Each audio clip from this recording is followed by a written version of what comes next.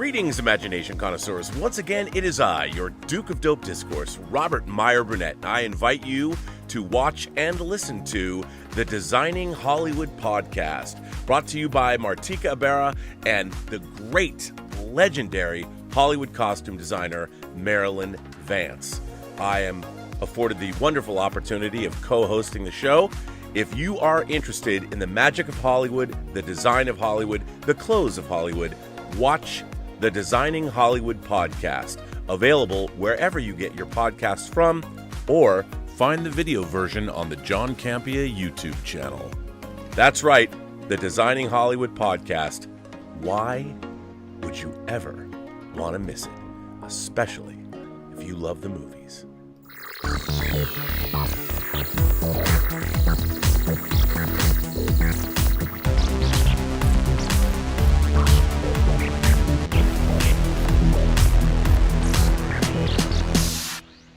Well, greetings, imagination connoisseurs. Once again, it is I, your whatever, Pharaoh of physical media. Call me what you want.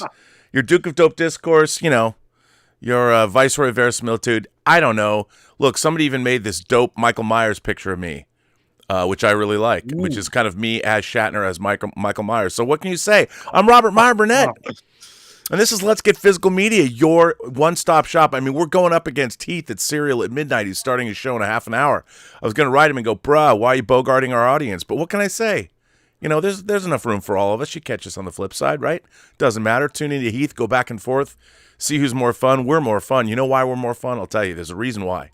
And you know what that reason is? That reason is because we've got your favorite German, my favorite German, everyone's favorite German, all the way from Saarbrücken, Deutschland, Mr. Dieter Bastian. Dieter, how are you? Better than last week, and I say, greetings, imagination connoisseurs. Dieter here, rock you like a hurricane, and welcome to the B&B Motel for Let's Get Physical Media, where this week I don't have that many titles, but hopefully we'll still have a good show for you. And Rob, you sneaky bastard, you said, Dietz, come, park your shuttlecraft in my shuttle bay. Let's go to space, to the final frontier. But once again, Rob, you forgot to mention that little detail. If I make a mistake up there, I will die. You know? For all mankind. For a season has started again, and it's still great. I love it. It's so good. You know, I'm so happy you're saying that because, you know, it changes kind of every season. The focus changes every season. And, you know, sometimes it wears its heart on its sleeve and it's a little on the nose. It's always been that way. But I kind of like where this is all going. You know, there's trouble. Little ducks. Yeah. There's trouble in Russia. Perhaps if you go back and you look at what happened in the early 2000s and you can gain some insight into what's going on. So I love how they're weaving real history into their alt history. Totally. I have to say I got verklempt at the Hi Bob moment in the second episode. I don't know if you've seen episode 2 yet. Only the first one. Rob. Okay, well I won't. It put out little vignettes about the time. The years I love the opening montage. Yeah. As I would say, I love it. Yeah, nice. They have little vignettes about 3 minutes about every year. Yeah. Down in the well, every like 10 years. So good. Yeah. And like you said, Rob, if I make a mistake up there, I will die. You'll die. And then gruesome nice place that you call paradise, Rob. Space. Yeah, and they kill fan favorite characters. Not since the British series Spooks, aka MI5, has this show not been afraid to just kill people. Yeah. They kill people. People die. But you know what? Free Margot. Hashtag Free Margot. Hashtag totally. Free Margot. Come on. Will the 4th season, Rob, be the last? No, dude. They're going to rock on. You know, apparently they love this at Apple. I want to see this go 8. They got to go into the future. You know, they got to go into the future. You know what? If this show doesn't end with the first contact with aliens, come on. Vulcans, maybe. I don't know. We'll see. We don't know where it's going to go. But all I know is that I love it so. I do love it. Me too. So I stumbled across. I totally forgot that even Monarch started on dude, I haven't even watched it yet. I can't wait. Yeah. The first 2 episodes dropped, but I only watched the first one. Really nice start. So I'm just with the 2 first episodes, considering For All Mankind season 4 and Monarch the first season.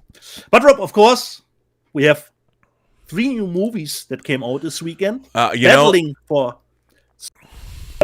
Well, let's just hold your horses, right? Yeah. Let's stop. Yeah. Let's stop. This is going to be. I'm going to make this. Some people might think this is odd for me to do, but I'm going to make this all about you. It's all about you, Dietz. Okay, it's all about you. So it's not often that a fan of something that you think was done, something in this day and age is any IP done? I don't know, but you got a gift. There were 3 books, then there was 4 books. There was already 4 movies. Now there's a 5th movie in your beloved Hunger Games franchise. However, sans J-Law, your love, J-Law, Jennifer Lawrence, is not in this one. It's not even like you don't even get to a wraparound scene with J-Law. It's a flashback movie. We go into the life and times of Coriolanus Snow, President Snow, the villain. I love that, looking back into the life of the villain. And you've got the internet's favorite villainess, Rachel Ziegler, in this movie. She's coming out here to cause problems for everybody. But to be honest, I think she's a fine actress and she's young. Yeah. So we got to learn to give people a break when they're young and they're full of piss and vinegar. I'm a Rachel Ziegler fan. I think she's a great actress, a good talent. I don't care how she pops off on the internet. I want to see her succeed. So you've got her in it. You've got a guy playing young Mr. President Snow. Yeah. But enough about me. Everyone already knows this. I'm just rambling. The most important thing is, Dietz, what did you think of A Ballad of Songbirds and Snakes? Actually, it's very easy. It's the ballad, by the way. If you're a fan of the series and still have some spark left for it and are interested in seeing President Snow, this is an easy recommendation. For me, the rating would be a 7 out of 10. The problem, once again, Rob, is inherent with the book itself again, because once again, it is a faithful adaptation of the book, and I hope you can back me up, which was the first 4 movies too, and all the problems that somebody has with the series is actually in the books. They are very faithful to it, and the new one has a 3-part structure, and they continue that into the movie, so the Hunger Games is actually in the middle of the movie. And after the Hunger Games, we still have a lot of way to cover with part 3. So I don't know if it will keep the people's attention for that insane running time. So for me, good movie. Totally, Tom Blythe was really great for me. The performances across the board for me. There was none that I would think was bad. Not even Rachel Ziegler, for me, was totally fine in the role. And it was nice to see the games in that early state. It is the 10th Hunger Games. So they're trying to figure out stuff. So it was really nice to see that. And I totally, even if I read the book, I totally forgot some stuff that was happening. It came back to me when I was watching the movie. So for me, is a recommendation if you still have a spark left for the franchise. If you already zoned out, this will not bring you back. What I would have done, actually, Rob, considering the 3-part structure, the 3rd part feels a little bit anticlimactic in the movie because the Hunger Games are over. Oh wait, what? So 3rd part is a little bit anticlimactic because the Hunger Games is the middle part of the movie. So it's nice that we have a movie, but for me, it would have been perhaps better if you would have done the same thing as with the Continental. Make it a 3-part series, as the movies is 3 parts. So do 3 parts, a 3-part series with an hour or 70 or 80 minutes with every part. So you would have the first part when Snow becomes the mentor of Lucy Gray. When the second part would be the Hunger Games, and the 3rd part, the continuous of Snow, what is happening after the Hunger Games. So actually, I think it would work better as a 3-part series, just as the Continental with Now, John Wick did you say so? I read the first 3 Hunger Games books that were turned into 4 movies. Yeah. And I did not read this new book. Did you read the new book? Exactly. You did read the new I book. read the book. And so would you say, like, let me just be clear. So you think it's a good adaptation of the book, though? Once again, Rob. Once again. Totally. When we go back to the original ones, Rob, even I, considering Mockingjay 2, I would have not done the epilogue of the book for the movie. But it is in the book, and they did the epilogue. It's fine, but I wouldn't have needed the epilogue. Well, it's funny. I read The Hunger Games based on a recommendation by Stephen King in Entertainment Weekly. And I really liked the book a lot. I thought the first movie, was pretty good. I liked Catching Fire well enough. Yeah. Mockingjay, the story itself just wasn't as compelling. But, I mean, I think that they're all, you have, now Francis Lawrence directed Catching Fire, Mockingjay 1 and 2, and this. And I'm a huge Francis Lawrence fan. I think he's a terrific director. He directed Constantine. He directed, like, Water for Elephants, which I didn't dig, but it was still really well directed. And I Am Legend with Will Smith. And I Am Legend with Will Smith, which, again, brilliantly directed. He's slated to direct, I don't know if I can say this. Yeah. He's slated. I don't know if I can say this. I've read the script. Yeah. You know what? I'm going to hold off. Okay. He's slated to direct a adaptation of another book that I particularly enjoy, and I think if the movie gets greenlit, because the script is absolutely incredible, it could be great. I'd love to see it. So I want to see this do well. I bet you're going to want to ask me, Dietz, did it do well? For me, Rob, it's a 7 out of 10. Well, did it do well at the box office? Would you like to know? Yeah. Exactly, Rob. Is there a spark left or a fan I'm base? locked and loaded. I got Nancy Tartaglione with some international box office news. Lionsgate, The Hunger Games, The Ballad of The Hunger Games, The Ballad of Songbirds and Snakes. Very, very, very narrowly missed the $100 million mark globally in its opening weekend. But it's as near as, damn it, with an estimate. I can't even read today. 98. I haven't even had liquor, and I can't even read. An estimated 98.5 million through Sunday worldwide. Now this is just. These aren't actuals. These are just estimates. The Francis Lawrence directed prequel came in slightly higher than pre-frame projections overseas, with 54.5 million from 87 international box office markets. So, that's internationally the Rachel Zegler effect is not an effect. No, people still like Rachel but that's cool that it made made that much money internationally. Now I'm going to jump over to Anthony D'Alessandro, and it made 44 million domestically. The hope was that this Suzanne Collins prequel was bound to file 50 million plus. Overseas was better, 98.5 million global opening. But there's some great word of mouth for the movie going in under the 25 female crowd, which could help the pick during the Thanksgiving stretch. I think it's going to do well. I do. However, and luckily, Rob, it's only Rob, a 100 million budgeted movie. Right. It's right. So and I think it looks beautifully made. And then of course coming in at number 2, the disastrous The Marvels posted a franchise low for the Marvel Cinematic Universe of 46.1 million. Is Songbirds and Snakes also a misfire? No. And at 100 million plus production cost, 65 of which is funded by foreign sales, with another 20 million in German tax credits. Hey, listen to that, because they must have filmed the movie in Germany.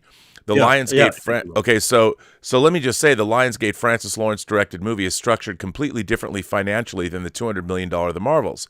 Lionsgate has largely covered their nut and exposure in foreign territory licensing, materially participating after their partners recover their costs. Now, this is really important because a lot of movie pundit channels do not understand that not all movies are financed the same way.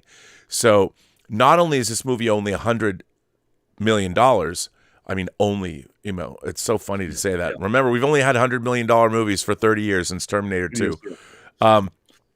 So 65% of that 100 million was funded by foreign pre-sales. So they pre-sold the movie in foreign territories. 65%, that's $65 million bucks. And then you have another 20 million in German tax credits. So they're getting that money back from the German government. So Lionsgate, like they said, you're looking at $85 million that Lionsgate did not have to put up. I mean, they had to put up the, I guess, 20 million tax credits in advance, but they're getting that back. That's pretty fucking good, you know? And I'll tell you something. It is my hope. We're looking at these ridiculously expensive franchise movies. We got Godzilla -1. I don't know how well it's going to do domestically. It's a $15 million movie. Ooh. And I think American studios, look, we're seeing is an incredible sea change that's about to happen. I mean, Paramount is probably going to get sold. Maybe Netflix will buy Paramount. I don't know. But we have watched the entertainment business at the studio level, other than, say, Sony. It hasn't been doing well. And it's because all of this profligate spending, they're making movies for too much money. They're chasing these dollars that if they don't succeed, they lose a lot. So this is actually, I want to see this to be a success story for Lionsgate. So Yeah, me too, of course.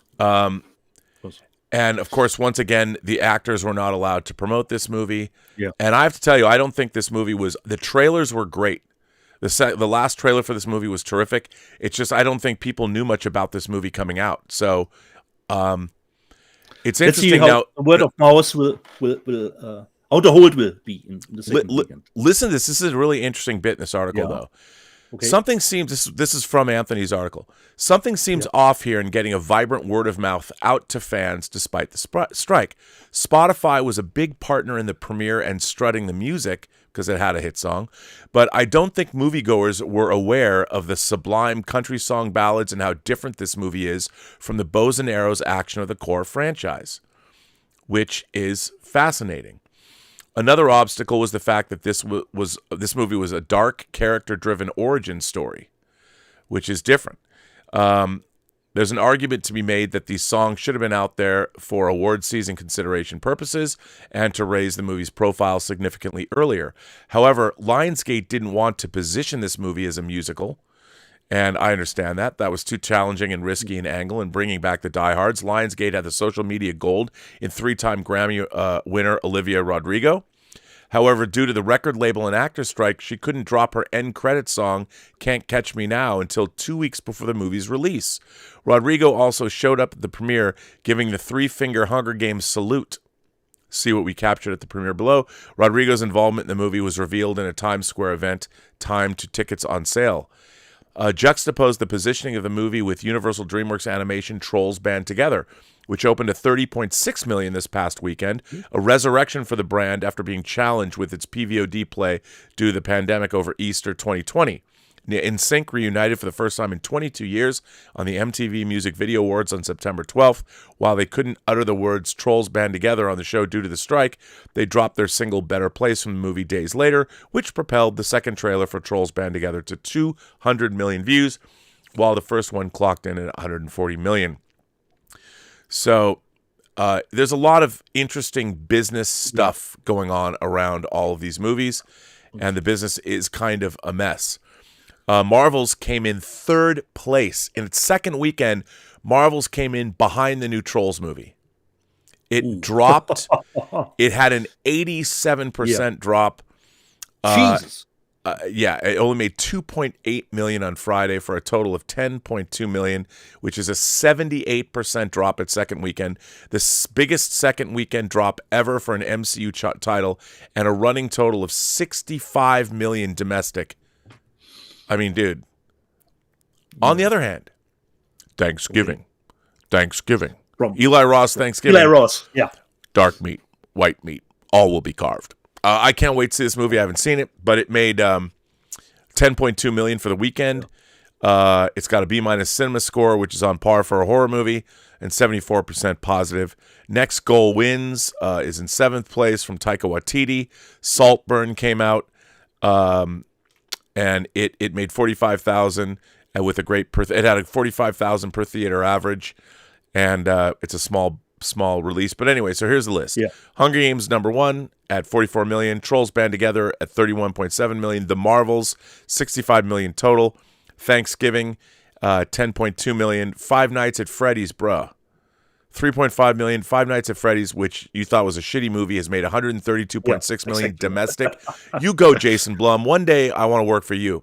The Holdovers, the new Paul Giamatti movie from Alexander Payne, $8.35 million total. Next Goal Wins at $2.5 million.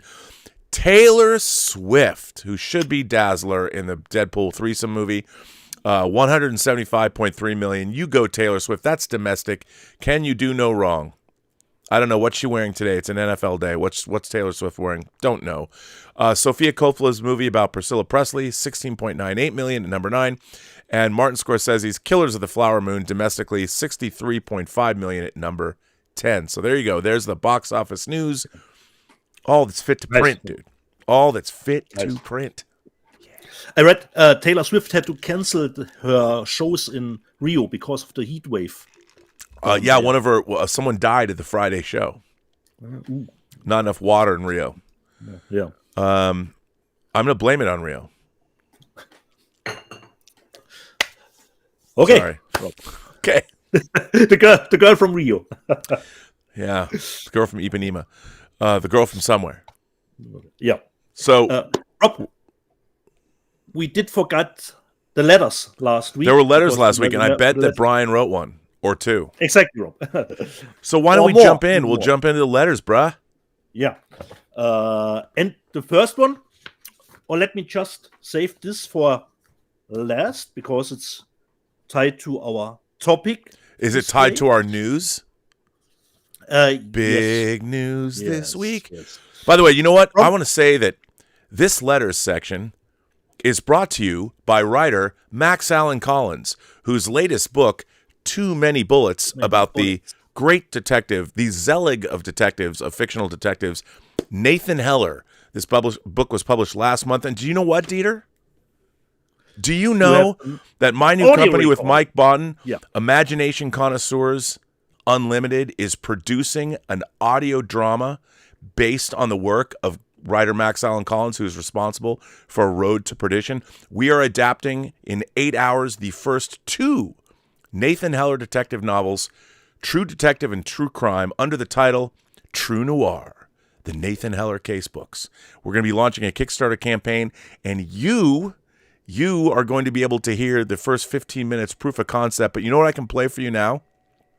Because I just got it from the composer. This is a world premiere. You've heard a variation of this on the Robservations, but here, hot off the presses, you're the first people that are going to hear this. This is the opening theme track to the proof of concept, the 12 to 15-minute proof of concept. This is by composer Alexander Bornstein. I'm going to play you all who watch this show. You're going to hear this, and one of the perks of the Kickstarter campaign will be getting this entire jazzy soundtrack from our great composer. So it's only 45 seconds. So here it is, ladies and gentlemen, boys and girls, for you. From Imagination Connoisseurs Unlimited in association with Max Allan Collins, the writer of the 19-book-strong Nathan Heller series, a sneak peek at the opening strains of the original score of our proof of concept. We'll even have a bigger original score for 8 hours, but here you go.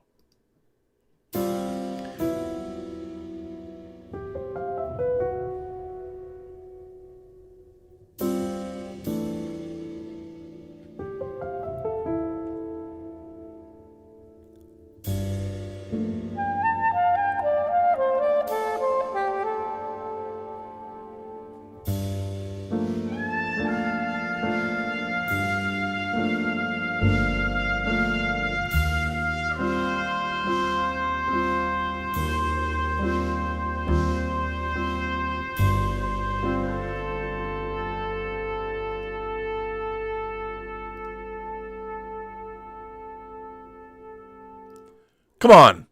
Pretty cool, right? Rob, unfortunately, I couldn't hear it. Well, the audience can hear it. But I hope the people, just like last week, heard the 40 seconds. So there you go. The one I was playing last week is different. This is the final version. Okay.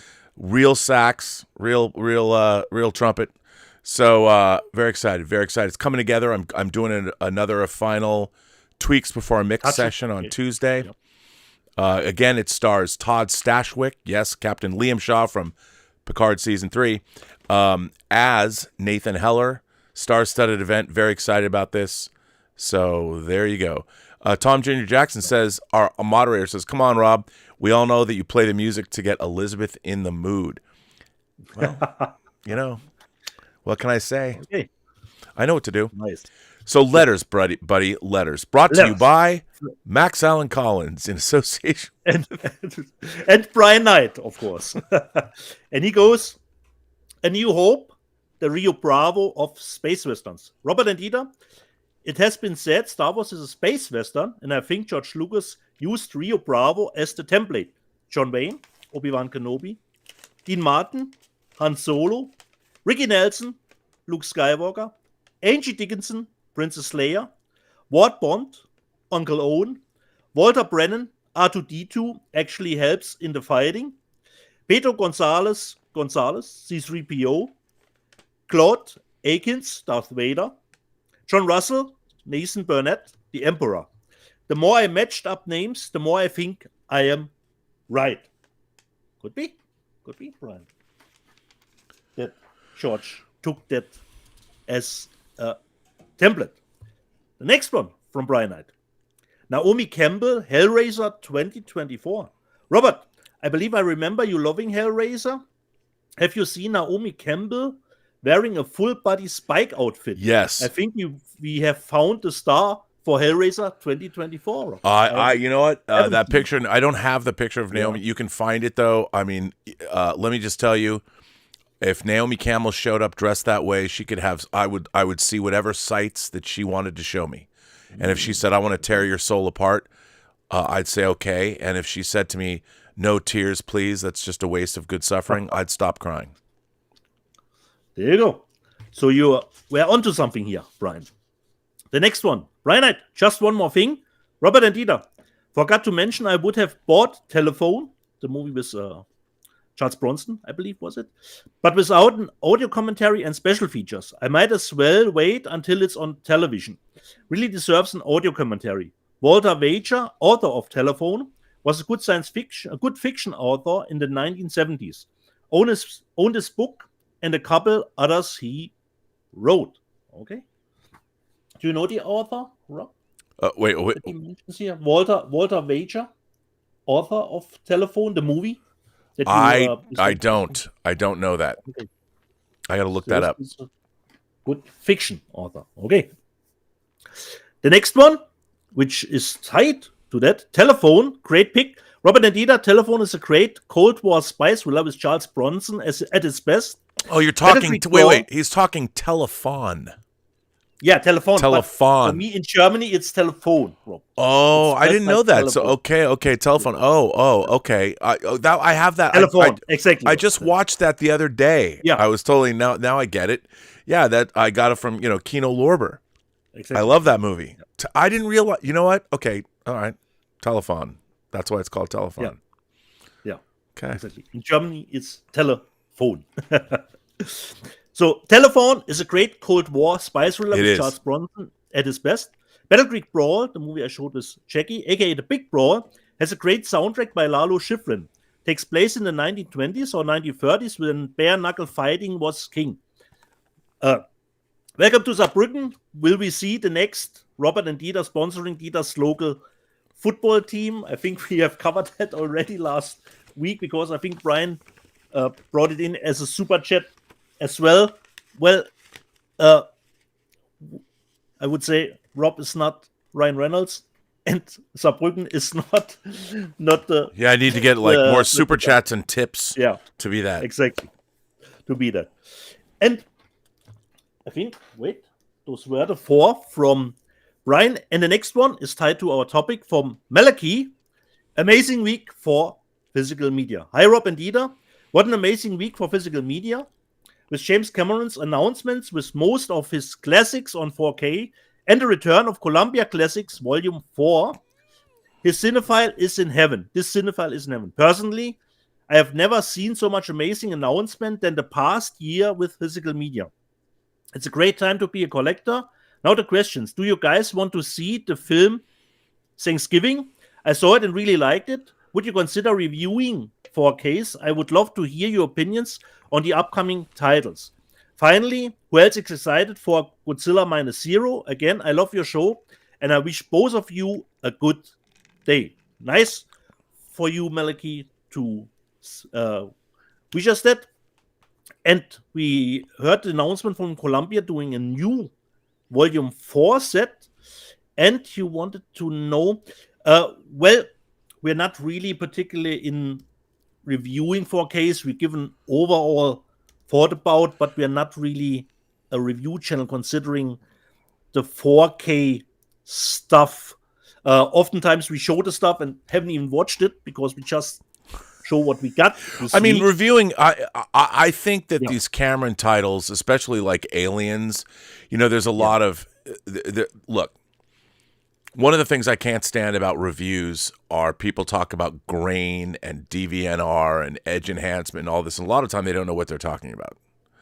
And it's frustrating. But these Cameron titles, I think there's a lot of interest in terms of their picture quality.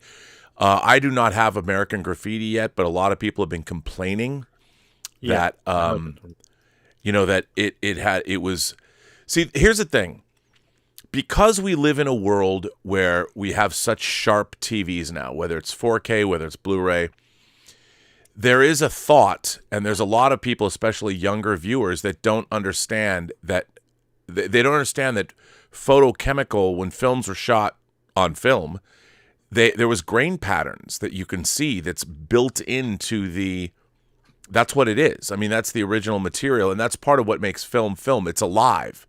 It's a movie is an individual photograph running 24 frames a second, which creates, because of our persistence of vision, the illusion of movement is created. But each individual shot has different grain patterns. So when you watch it, there's grain inherent in the image. Now, when you're using digital video noise reduction, what you are doing is blurring the image to get rid of the grain.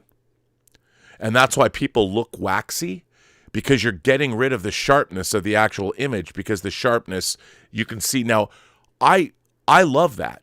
That's what the organic image of film is to me.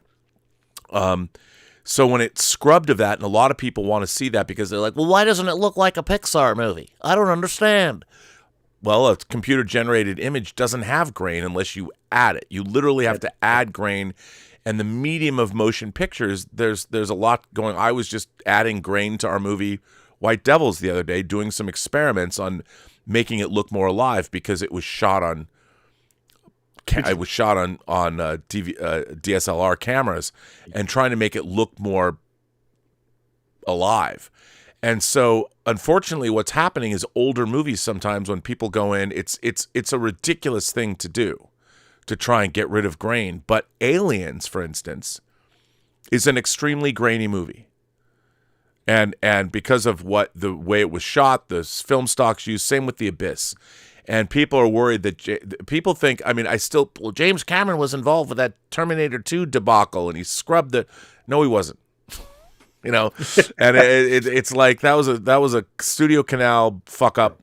And so we'll see, but I'm very curious to see what these films do look like, because Me too. So maybe they'll be worth. I mean, obviously they're significant, and we'll see. Now, since this has been brought up, it was a banger release. I can now since he brought this up in the letters, we are getting. Here is the new Columbia box set. Now, these box sets, which, by the way, I have loved. These box sets have been really interesting. They haven't necessarily given people all the A-list titles they've wanted, but they've been a great mix of classic and newer films. But we're getting His Girl Friday, which is one of the great screwball comedies, which is so good with Cary Grant and Rosalind Russell, is a fantastic movie. Guess Who's Coming to Dinner with Spencer Tracy and Katharine Hepburn, and she won the Academy Award for this. A movie about race relations that might seem a little bit dated, but it was nominated for 10 Academy Awards, and truly amazing. And this is also in 4K and Dolby Atmos, brand new transfer. There's an audio commentary. There's special features are ported over. Kramer versus Kramer, which is an incredible film about divorce that stars, of course, Dustin Hoffman and Meryl Streep. Again, 4K. Now, here's something surprising. John Carpenter's Starman in 4K. And not only is it in 4K, they're even including all the episodes of the Starman TV series in this. There was a TV series? There was I know, right? There's deleted scenes that have never been seen. There's deleted time lapses that have never been seen. And there's all the legacy special features. Sleepless in Seattle is in this with a new 30th anniversary commentary. And Meg Ryan and Gary Foster do a conversation. Again, Sleepless in Seattle, a great classic film. And then finally, Punch Drunk Love. Paul Thomas Anderson's Punch Drunk Love is in this box set.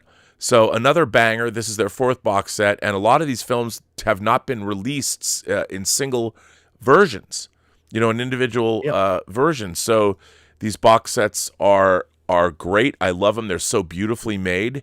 I can't recommend them highly enough. And since people brought it up, the biggest news finally that I actually knew about, I'd been sitting on this news because Bill Hunt has been talking with and consulting with Disney.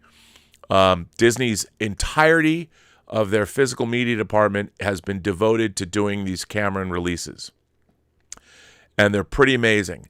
So we are getting, it's a double dip, but we're getting a 4K of Avatar, but this 4K of Avatar has all 3 different versions of Avatar on it, which is amazing.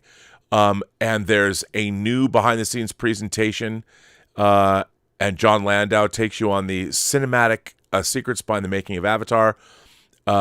There's new Miles Quaritch RDA promos on this, and there's a still gallery, and there's everything from before. There's amazing. These discs are chock-a-block full of special features. I can't even. There's so much special material on this disc. It rivals like the Lord of the Rings discs. Yeah. They're incredible. They're legacy special features. So they are coming. They were announced. A new Avatar Way of Water also announced with all kinds of new special features and old special features. It's the version that I wish I knew this was coming because I would have waited to buy it. And then it's again chock-a-block full of stuff. Now Aliens, a standalone. They're working on this, which is very, very cool. Great cover. And I love that cover too. I do too. I love. A lot of people complained about this cover. I love this cover. I think it's terrific. I love all 3 covers for the Cameron movies. Yeah, I do too. Amazing. So now this has again, it's got legacy special features that were on Charlie de Lauzirika's great stuff. Great Alien quadrilogy disc, but we're getting a new transfer of this. Again, we'll see what they do with the grain. I don't know. Yeah. And then finally, for everybody, we are getting True Lies.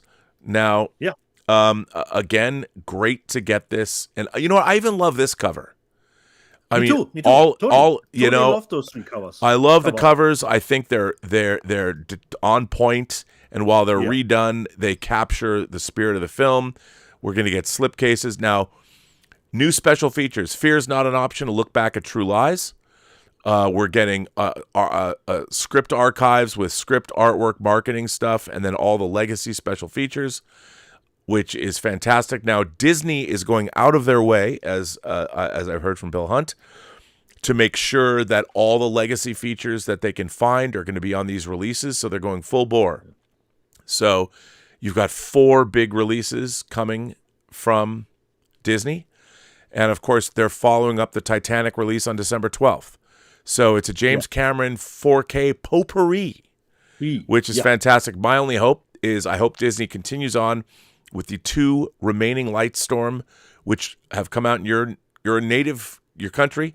Germany has put out the James Cameron produced, Steven Soderbergh directed Solaris remake, or not remake, a reinterpretation, readaptation of Stanislaw Lem's great novel that Tarkovsky did in the early 70s in Russia. And then, of course, please, I am a huge fan of Catherine Bigelow's Strange Days, which was the other LIGHTSTORM film, which I bought twice from Germany. Please give me a 4K of Strange Days because Catherine Bigelow did a great job. What a banger movie. One of my favorite sci-fi films of the 90s. More relevant now than ever. And it has Michael Wincott as crazy record producer Philo Gant. And it's got Juliette Lewis singing a song, I Can Hardly Wait, which is awesome. So those are the biggest releases of the week. Let me ask you this. How do you feel about that? Finally, we're getting those titles. As you said, I would have loved to get Strange Days in 4K, but at least for Strange Days, we already have a Blu-ray. But these releases, we didn't even have a Blu-ray when it comes to The Abyss, at least. Or True Lies. Which I forgot to mention. I mean, we knew The Abyss was coming out, even though it's got the girl boss artwork. That was the only thing I have to say. I think Disney really fucked up with The Abyss. Only because The Abyss is coming out because we talked about the great covers. Now, The Abyss, by the way, people don't normally associate, James Cameron as being the great romantic, but he is. His movies are all very romantic. Even though there's hardcore sci-fi action, there is a traditional family, element to his films. I mean, certainly in the Avatar films, and in The Abyss. I mean, The Abyss is about a man who still loves his wife, and their marriage is on the rocks. And Mary Elizabeth Mastrantonio and Ed Harris deliver amazing performances. I mean, really, really incredible performances, and even though The Abyss I think is a great science fiction movie, it's also a really great romantic film, I think. But I hate this cover.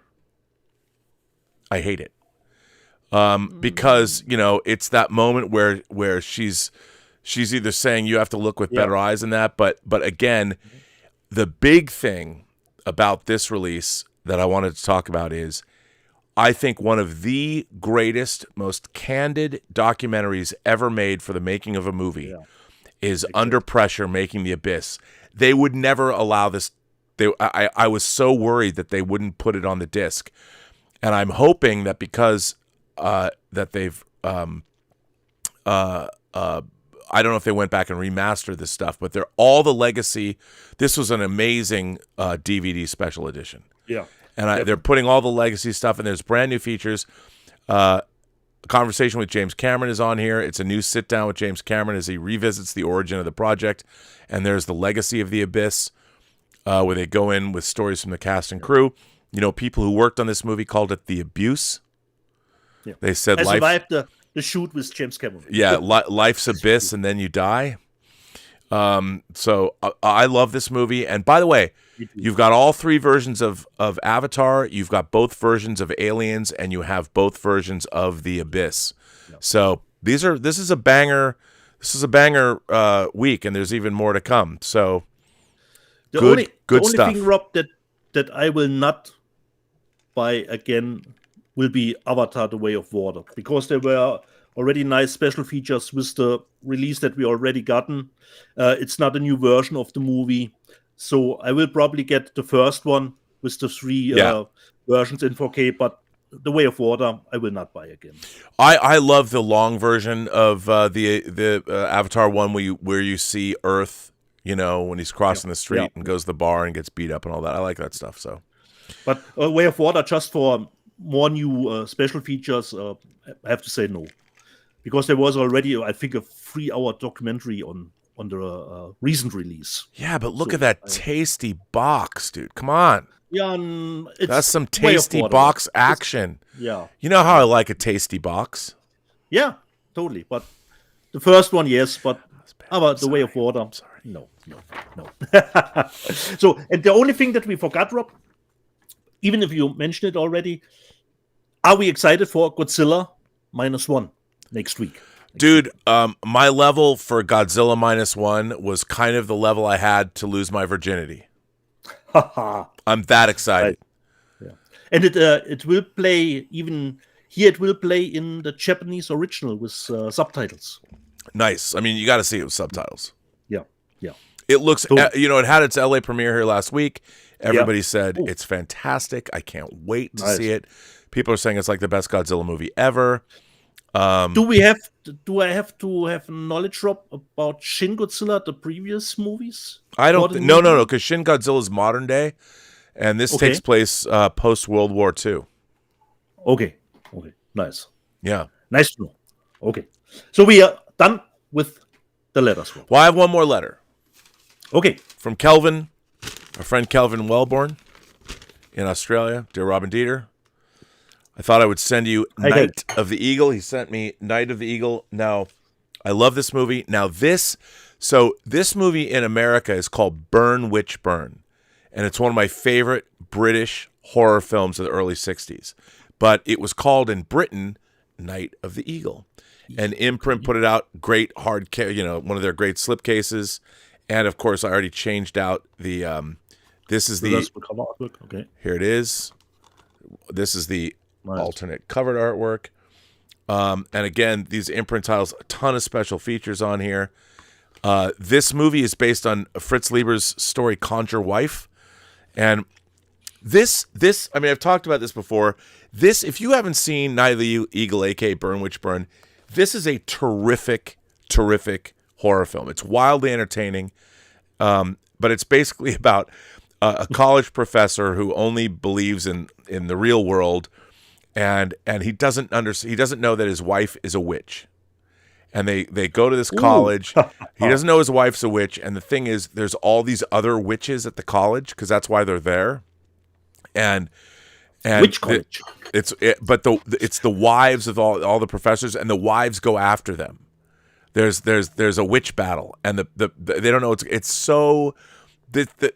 such a great movie. And Peter Wingard, who played Clytus in Flash Gordon, if you haven't seen Burn Witch Burn, it's delightful. It's so entertaining. It's so great. Check it out. You'll like it. So Kelvin, he goes on to say that. He says, I think it's a part of a great period of black and white films made in the UK in the horror genre, such as The Innocents, The Haunting, City of the Dead, and Jack the Ripper. There are others, but it's interesting that Hammer did not make them. Hammer went into Mini Hitchcock. That's all for now. Cheers, Kelvin Wellborn. And he says, P.S. Make sure the dogs do not eat the parcel, which they did last time. He sent me something. He did send me gummy candies because everyone knows I love my gummy candies. So thank you for that, Kelvin. It's great to have this because, we like movies and they have different covers or different titles. It's always great to have it. And Australia Imprint, man, bang. By the way, here's what he sent me. Yeah. He sent me Alan's Party Mix. Very interesting gummy candies from down under, and of course the family size. But if the dogs got them, it would be family for about 5 minutes. And speaking of Kelvin, he had a nice comment in the last week's show because I made a mistake, Rob. I showed the movie from, the Daily Wire, Shut In. Right. And I said, it's only out in the Netherlands, Rob. But I forgot, Rob, that we here in Germany changed titles, So it's out here in Germany as well, but it's called The Terror Room. Not Shut In. And so you need an Australian to point that out to you. Good job, Dietz. Exactly, well done. Rob, exactly. This is So truly an international show. Yeah. Let's hear it for the international nature of this program. But Shut In is the way better title than The Terror Room, which sounds more like a Saw movie. Yes. So it's out here in Germany as well, Rob, but not under the title Shut In. It's under the title The Terror Room. And Kelvin pointed it out to me that it's out here. So do we have some super chats, Rob, to go through? We do have some super chats. People have been firing in. You can fire in super chats and tips if you want. Chuck Tate is a new member. Tom Jr. Jackson it says he's a new member, but he's been a member. He's also our moderator. Undead Sick says, hey, Rob and Dieter, I wrote a letter from Midnight Musings about Star Wars. I hope you get it, Rob. Oh, I'm sure I will. We'll probably read it next week. The Vixter, the lovely Vixter, 5001. She says, I like part 3 of Songbirds. It's not a film about the games. It's a 3-act story of his descent, of the descent of his character, power over all things. I like that. Yeah. Our friend Tracy, Science Lady, A World in Pajamas, her website. She says she sent in a 20-pound or 20-pound super chat, which is very nice, but this is not good. I walked into a door today. I got a black eye, and I realized that Germany's best contribution to the world was to give us a word that sounds like duck. I'm sorry you ran into a door. I apologize. Yeah. Also, Christmas will be the Abyss 4K. It influenced my love for marine science fiction. Where's the wine? You know, I had wine yesterday. I don't have wine today. We were drinking to Fernando Barrero, who passed away. Unfortunately, we will have to wait until next year for those titles. It's true. Roberto Suarez has been a member of this channel for 35 months. Wow, that seems so long. Tommy Ricknell says Cats, musical, and a significant dose of Spy Kids. The Marvels checked all of those boxes. But unfortunately, the execution was extremely poor. It had the potential to be a modern Disney family classic. Yeah. Guy Newbie, by the way, not the only person, says, Rob, take Dietz' advice and watch Blue Eye Samurai. Roberto Suarez was talking about this yesterday. Best show I've seen in years. Beautiful animation and great storytelling. Hopefully a 4K soon. That would be nice. You haven't gotten around to it, Rob? No. Unfortunately. Okay. Keep it in your watch list at the most wanted level. Okay, I got to tell you. I found I've been obsessed with this now. There's a new animated series. I guess you could call it anime. Okay. Pantheon. If you have not seen this, I was a couple days ago old before I knew about. I didn't even know this show existed. It's a cyberpunk anime called Pantheon. Where's it available, Rob? Well, it was only on AMC Plus, which is why I didn't know fuck all about it. Okay. The first season, then it got canceled. Amazon has rescued it. And they made a second season that is only now in Amazon Australia. I don't know much about it other than the fact it's fucking great. It is great cyberpunk sci-fi anime, and didn't know anything about it. So didn't heard about it. I didn't hear anything about it. You got to watch it. Yeah, okay. It's got 3 different stories. It's great. Yeah. Speaking of anime, King Tannic gifted a Burnettwork membership. By the way, I cannot stress enough, if you have any cursory interest in anime at all, you must watch King Tannic's show, The Otaku Experience. We're 30 episodes in. He does a great job. He's been doing it for over a year. He's only 21 years old. He's killing it. I wish more people watched it. I mean, this channel is not. I want to figure out ways to get more eyeballs on it. So tell your friends, if they like anime, to watch King Tannic's. And we got to have King Tannic on when Titanic comes out in 4K. So I invite you, Israel. Yisrael, you get your butt to Mars and come on this show and watch Blue Eye Samurai. And watch Blue Eyed Samurai. Yeah, I mean, maybe he's talked about it. I don't know. So there we go. We are caught up with super chats and tips. If you want to join in on the show, the tip function is on the bottom, and you can or send in a super chat if you want. Either way. Now, there's a couple of 200 Watt Studio says last night Bill Hunt, who's not a cinephile, said Cameron titles will be recolor timed, graded, and sound mixed for modern sensibilities. Oh, did he say that? That's not good. The Vixter, she says she's got the Hunger Games films and the John Wick 4 4K steelbooks. Well, she's like the girl for you then, Dietz. Nice. If the Vixter's got rocking those Hunger Games steelbooks, so she did get them. Yeah. Let's wait for the Cameron movies when they are really out. Well, yeah. How the results are modern sensibilities. That is distressing to hear. Whatever that means, Rob. I don't know what that means. Yeah. Does it mean something Could good? go both ways. So 50-50. Yeah, usually swinging both ways means something different, but okay, I'll wait. We'll see. Hopefully it'll be good. Lord Toth has been a member for 37 months. Lord Toth. No, I would say Bill Hunt, who's a cinephile. Yeah. He's a cinephile. Of course. For sure. Absolutely he is. So where do you know we should do you have any physical media for the show other than like Night of the Eagle? Yeah. And of course, Max Allen Collins' new book, Too Many Bullets, based the 19th Nathan Heller book. Hey, it's set in the 60s. John Frankenheimer's character. So I start, Rob, with physical media. Well, that's what she said. No, you can start. Go right ahead. Okay. The first one I haven't opened because I wanted to show you something. The movie is called Anime Supremacy. As far as I know, it's about two competing anime makers. And this is from Play On, Rob. And the price was really hefty on Amazon. And I thought, I'm going to Play On at their shop to see what the price is there. But I couldn't find the title in their own shop. And then I got the title from Amazon, and it actually says Amazon only here on the back, strangely enough. So it was not available on Play On itself. Let me just remove the cellophane and see if we got at least a reversible cover artwork so we can get rid of this thick rating here. In Germany, yes, we have a reversible cover artwork. So we are free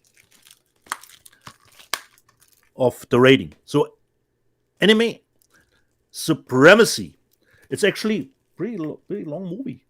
Over 2 hours from Japan. Really hoping it's good. But like I said, it was Amazon only, not from Play On itself. Rob, since I enjoyed the movie Bottoms this year from Emma Seligman, I went back to my catalog, because I wanted to see what she has done previously. And I got this is a great movie. Totally. Great totally movie. Loved it, Rob. Because for me, it doesn't fit into a cupboard, you know? It is a comedy, a tragic comedy, a drama, but strangely enough, Rob, for me, it played a little bit like a thriller, considering the Shiva things. You always were on the edge of your seat. When will the explosion happen? You know, when will stuff come out? So I totally had a great time with the movie. Unfortunately, no reversible cover artwork. So totally great, and it's only 77 minutes, and I think it is from a short film that she did earlier. So totally great. Shiva, baby. The next one, I think it wasn't in your Vinegar Syndrome haul, but I stumbled across a review and it looked interesting to me. I bought from Vinegar Syndrome East End. Oh, nice. Puzzle, which comes with reversible cover artwork. And we have a booklet. Now she's carrying a gun and is going to do something about all the people who treated her like dirt. Sounds right up my alley, Rob. Right up my alley. And a little booklet of I think it's a Canadian movie. I think I stumbled across a review on High Def Digest, and I thought, oh, this looks interesting. Comes with the 4K and with the Blu-ray, and like I said, has reversible cover artwork. But the other artwork we have already on the O-ring. The next one, Rob, like you said, I wasn't sure if I should get it, but since the movie was infamous here in Germany for being banned, forbidden, I bought it too, Rob. I bought it too. I bought Mother's Day. Did you watch it yet? Unfortunately not, Rob. Didn't get around I gotta tell you. Isn't it strange, Rob, that we get this movie in 4K from Vinegar Syndrome? It's 2 discs. And reversible cover artwork, just Dude, I know. You know what? I gotta tell you, I watched it. Okay, Rob. And what is your newest take on the movie today? I enjoyed it. I had a good time with it. But were you appalled by the movie? Oh, no. It's look, no. I mean, okay. See, but the funny thing is this. Now I compare and contrast everything to a Serbian film.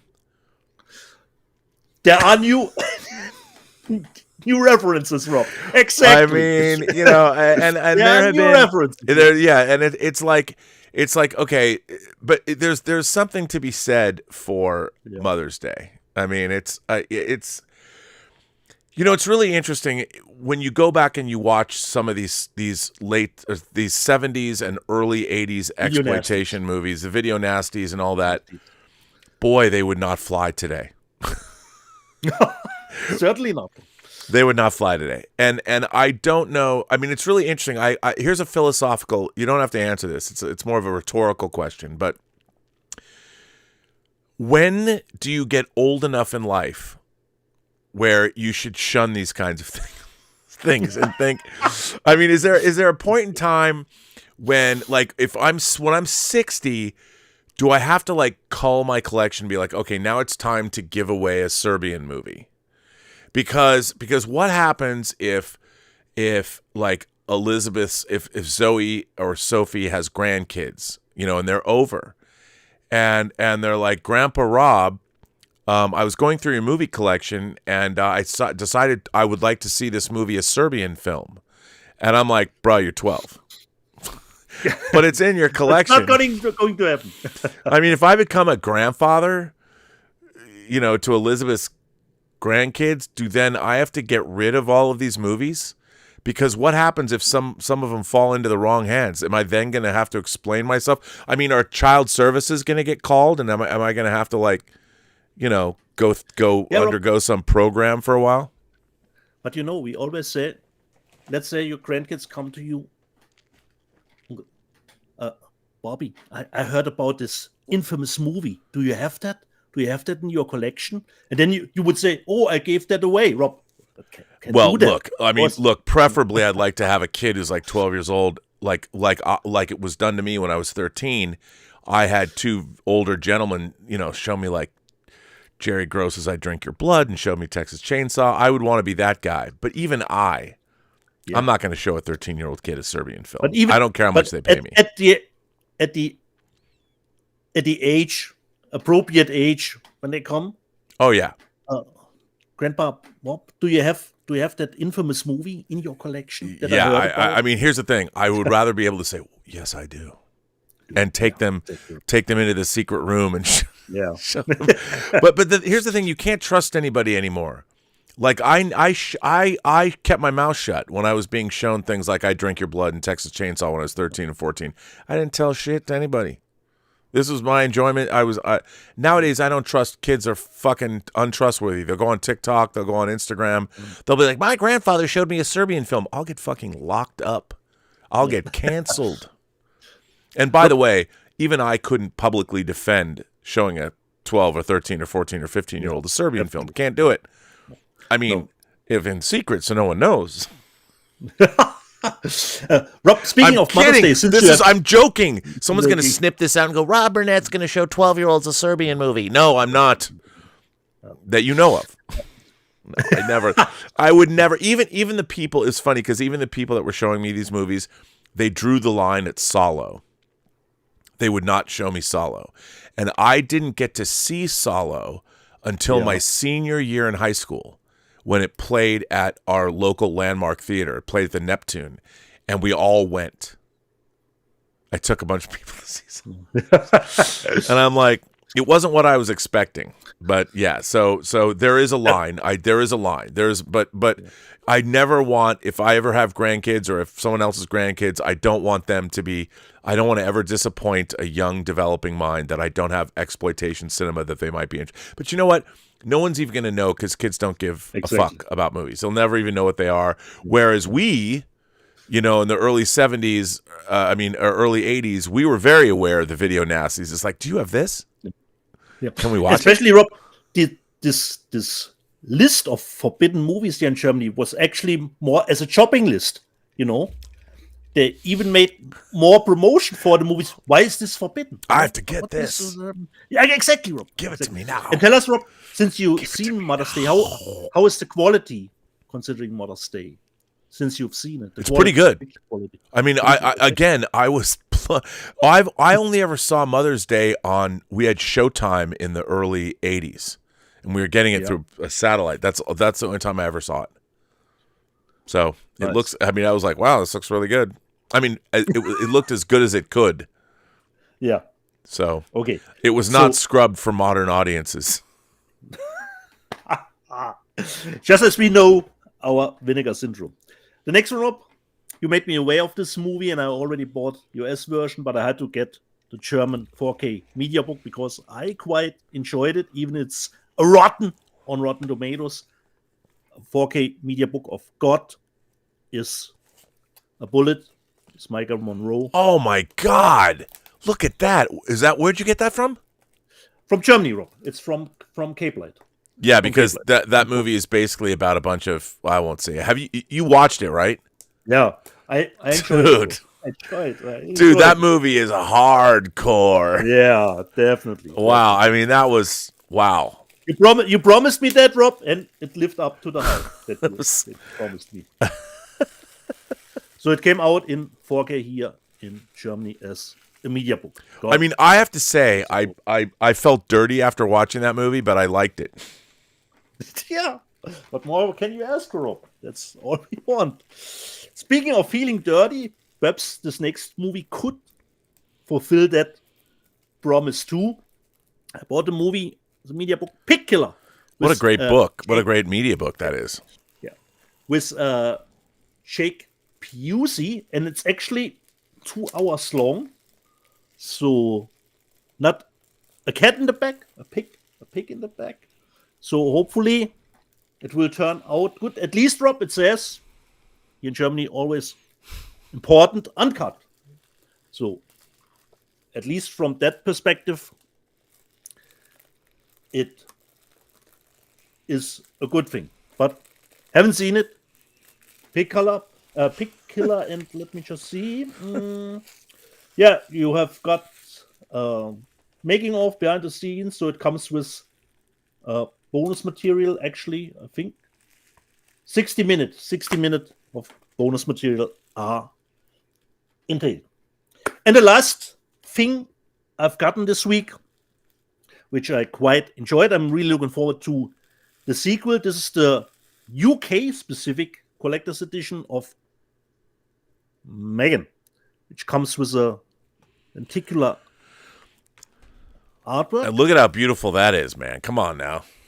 So inside we got the separately available steelbook of the movie, which comes with the 4K and luckily the Blu-ray together. And we get some swag. Let's see what they put in it, considering the swag. So this is limited to 2,000 copies, just in the UK. Nice. We get more almost like a manual. So we got a booklet for the movie, user manual, it says. Then let me just see. We have some cards and this. Oh, this is nice. For everyone who has seen the movie, we get a little bit promotion for the pet toy. Nice. They put in. That's really funny.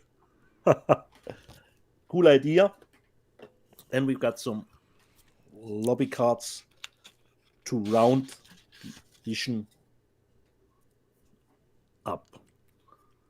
So I'm really looking forward to the sequel because I quite enjoyed the first one. So some art cards in it too. This was my haul this week, Rob.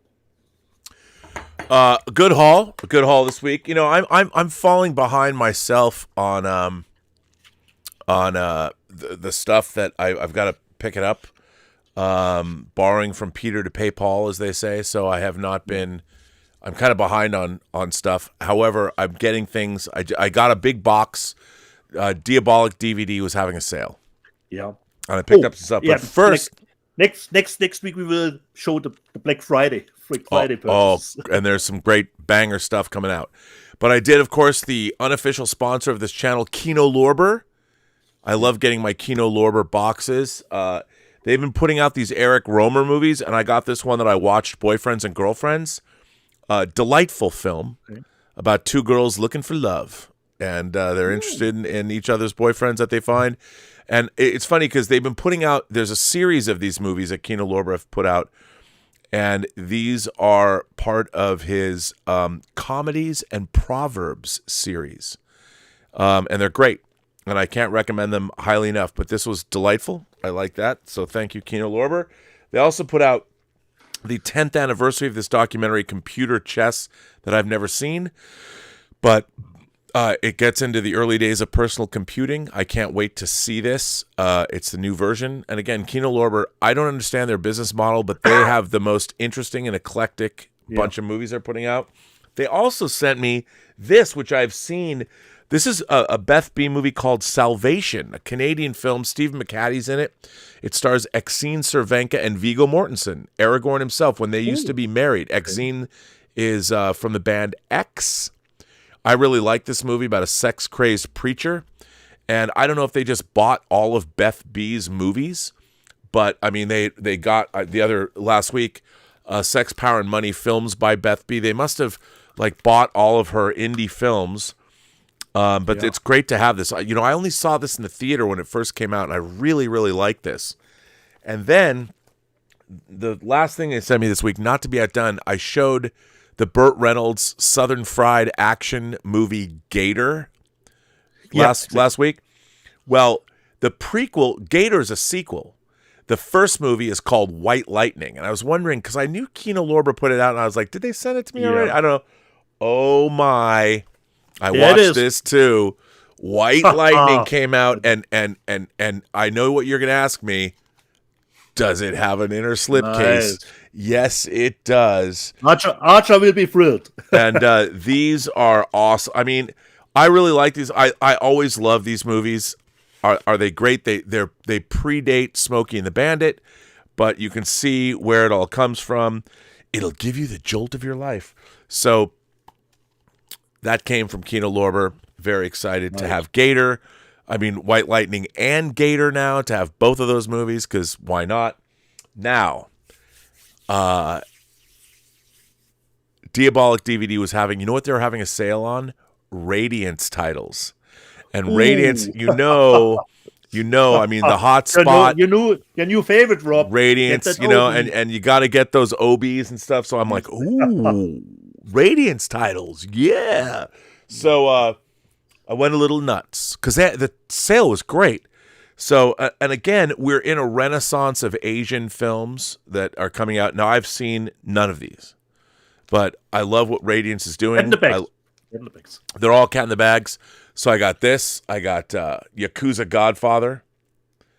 Again, don't know anything about it, but I'll buy it because it's Radiance. Filler up with Super. Is Radiance actually just a UK label? Yes. Yes. Okay. Radiance is just a UK label. And one of the people that founded Arrow moved over and started Radiance. This is kind of like a Criterion-esque brand, but this is called French film Filler Up with Super. Again, cat in the bag. Haven't seen any of these, but I assume that I love what they're doing, so I'm buying them. I didn't get the Obi version of this, but big time gambling boss. I mean, come on. Okay. Which is awesome. Now, this I was dying to see. Was there even an Obi version? Perhaps there is not. No, I think the Obi versions are their limited editions. Okay. And then Red Sun. I got this Blu-ray premiere. Ooh. And what's not to love about this? Again, don't know anything about it, but they're putting it out. Thomas takes refuge in his ex-girlfriend's apartment. where the girls like to kill their boyfriends after 5 days. Will Thomas survive before it's too late? A pop fantasy compared to a comic strip. Red Sun. I mean, look, they kill their boyfriends. I'm in. Count me in. Sounds good to me. Yeah. The Iron Prefect. Again, I know nothing. These are all foreign films. Got that. Hey, it's Radiance. And then, how can I not want this? Franco Nero in 3 Mafia tales, a Radiance box set, Cosa Nostra. I'll watch anything about the Mafia. Look at this. Look at that, dude. Ooh. Look at this. Box set, books, movies. I don't know anything about it, but hey, why not? Yeah. That's all I can tell you. Yeah, and then you know what? They also had on sale Arrow titles that I figured, things I hadn't picked up yet. I think you got this. You got Game Trilogy, didn't you? Yes, Rob. Yes. Yeah. Yeah, I got that. But I haven't seen it. Haven't seen it either, but hey, it's from Arrow. Bought it. Why not? I have the Blu-ray of Phenomenon, which, their big box set. So I bought the 4K of Dario Argento's Phenomenon. Ooh, nice. I'll just take the 4K disc out and put it in the Blu-ray because their Arrow boxes are exactly the same. The big box sets, which are great. And then finally, it was something I actually went back to watch this and I realized, oh my God, I never bought this. But the Dimension Trilogy, I love these movies. Ooh. And again, box set from Arrow. And so that's what I got. I got that those are all on sale. Got great. So much for not getting anything this week, Rob. I know. I didn't get anything. I know. Well, what's interesting is like their sale was a while ago and I bought them, but so that's what I got this week. The Hitchcock box set, the Picard box set. I got that stuff coming in. I just haven't got any of it yet. But thank you, Kino Lorber, for all that you do. And I love that you send me stuff and it's great. So there you go. So Rob, do we have any other news besides the we do, dude. We have news. There's this. Okay, first of all, Criterion announced their February titles.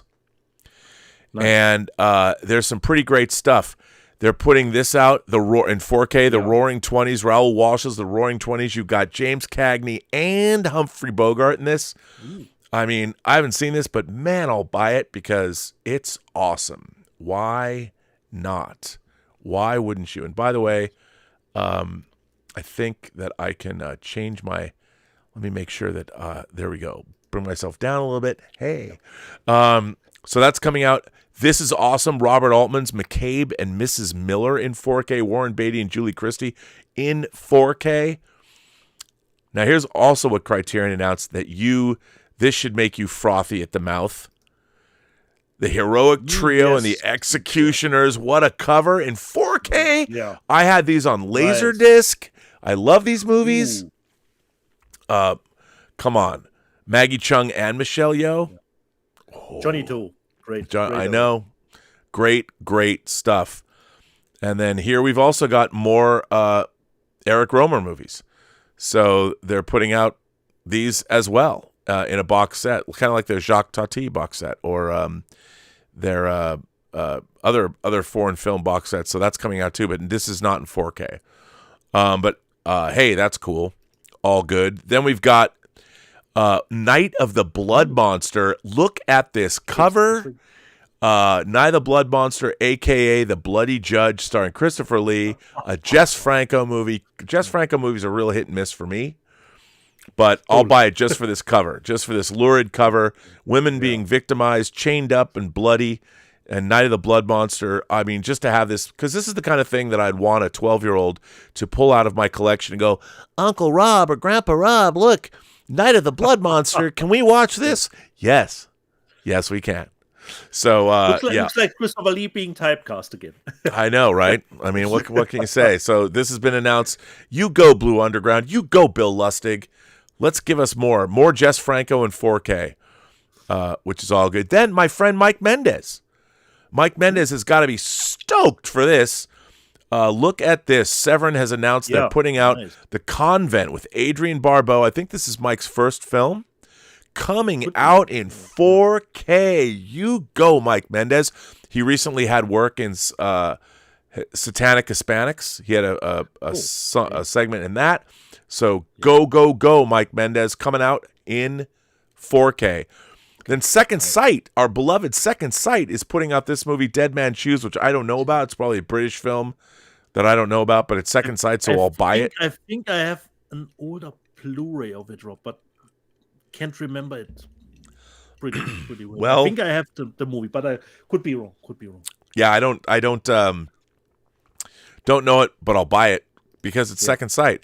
And then Rod Lurie coming out from Kino Lorber in 4K. I love this movie. The Last Castle, starring Robert Redford, James Gandolfini, Mark Ruffalo, and Delroy Lindo.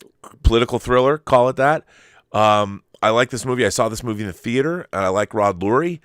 And so this is coming out in 4K from Kino Lorber. So that's another exciting 4K that they're putting out. And then, of course, we've got these. We've got the top 20 bestsellers for the week.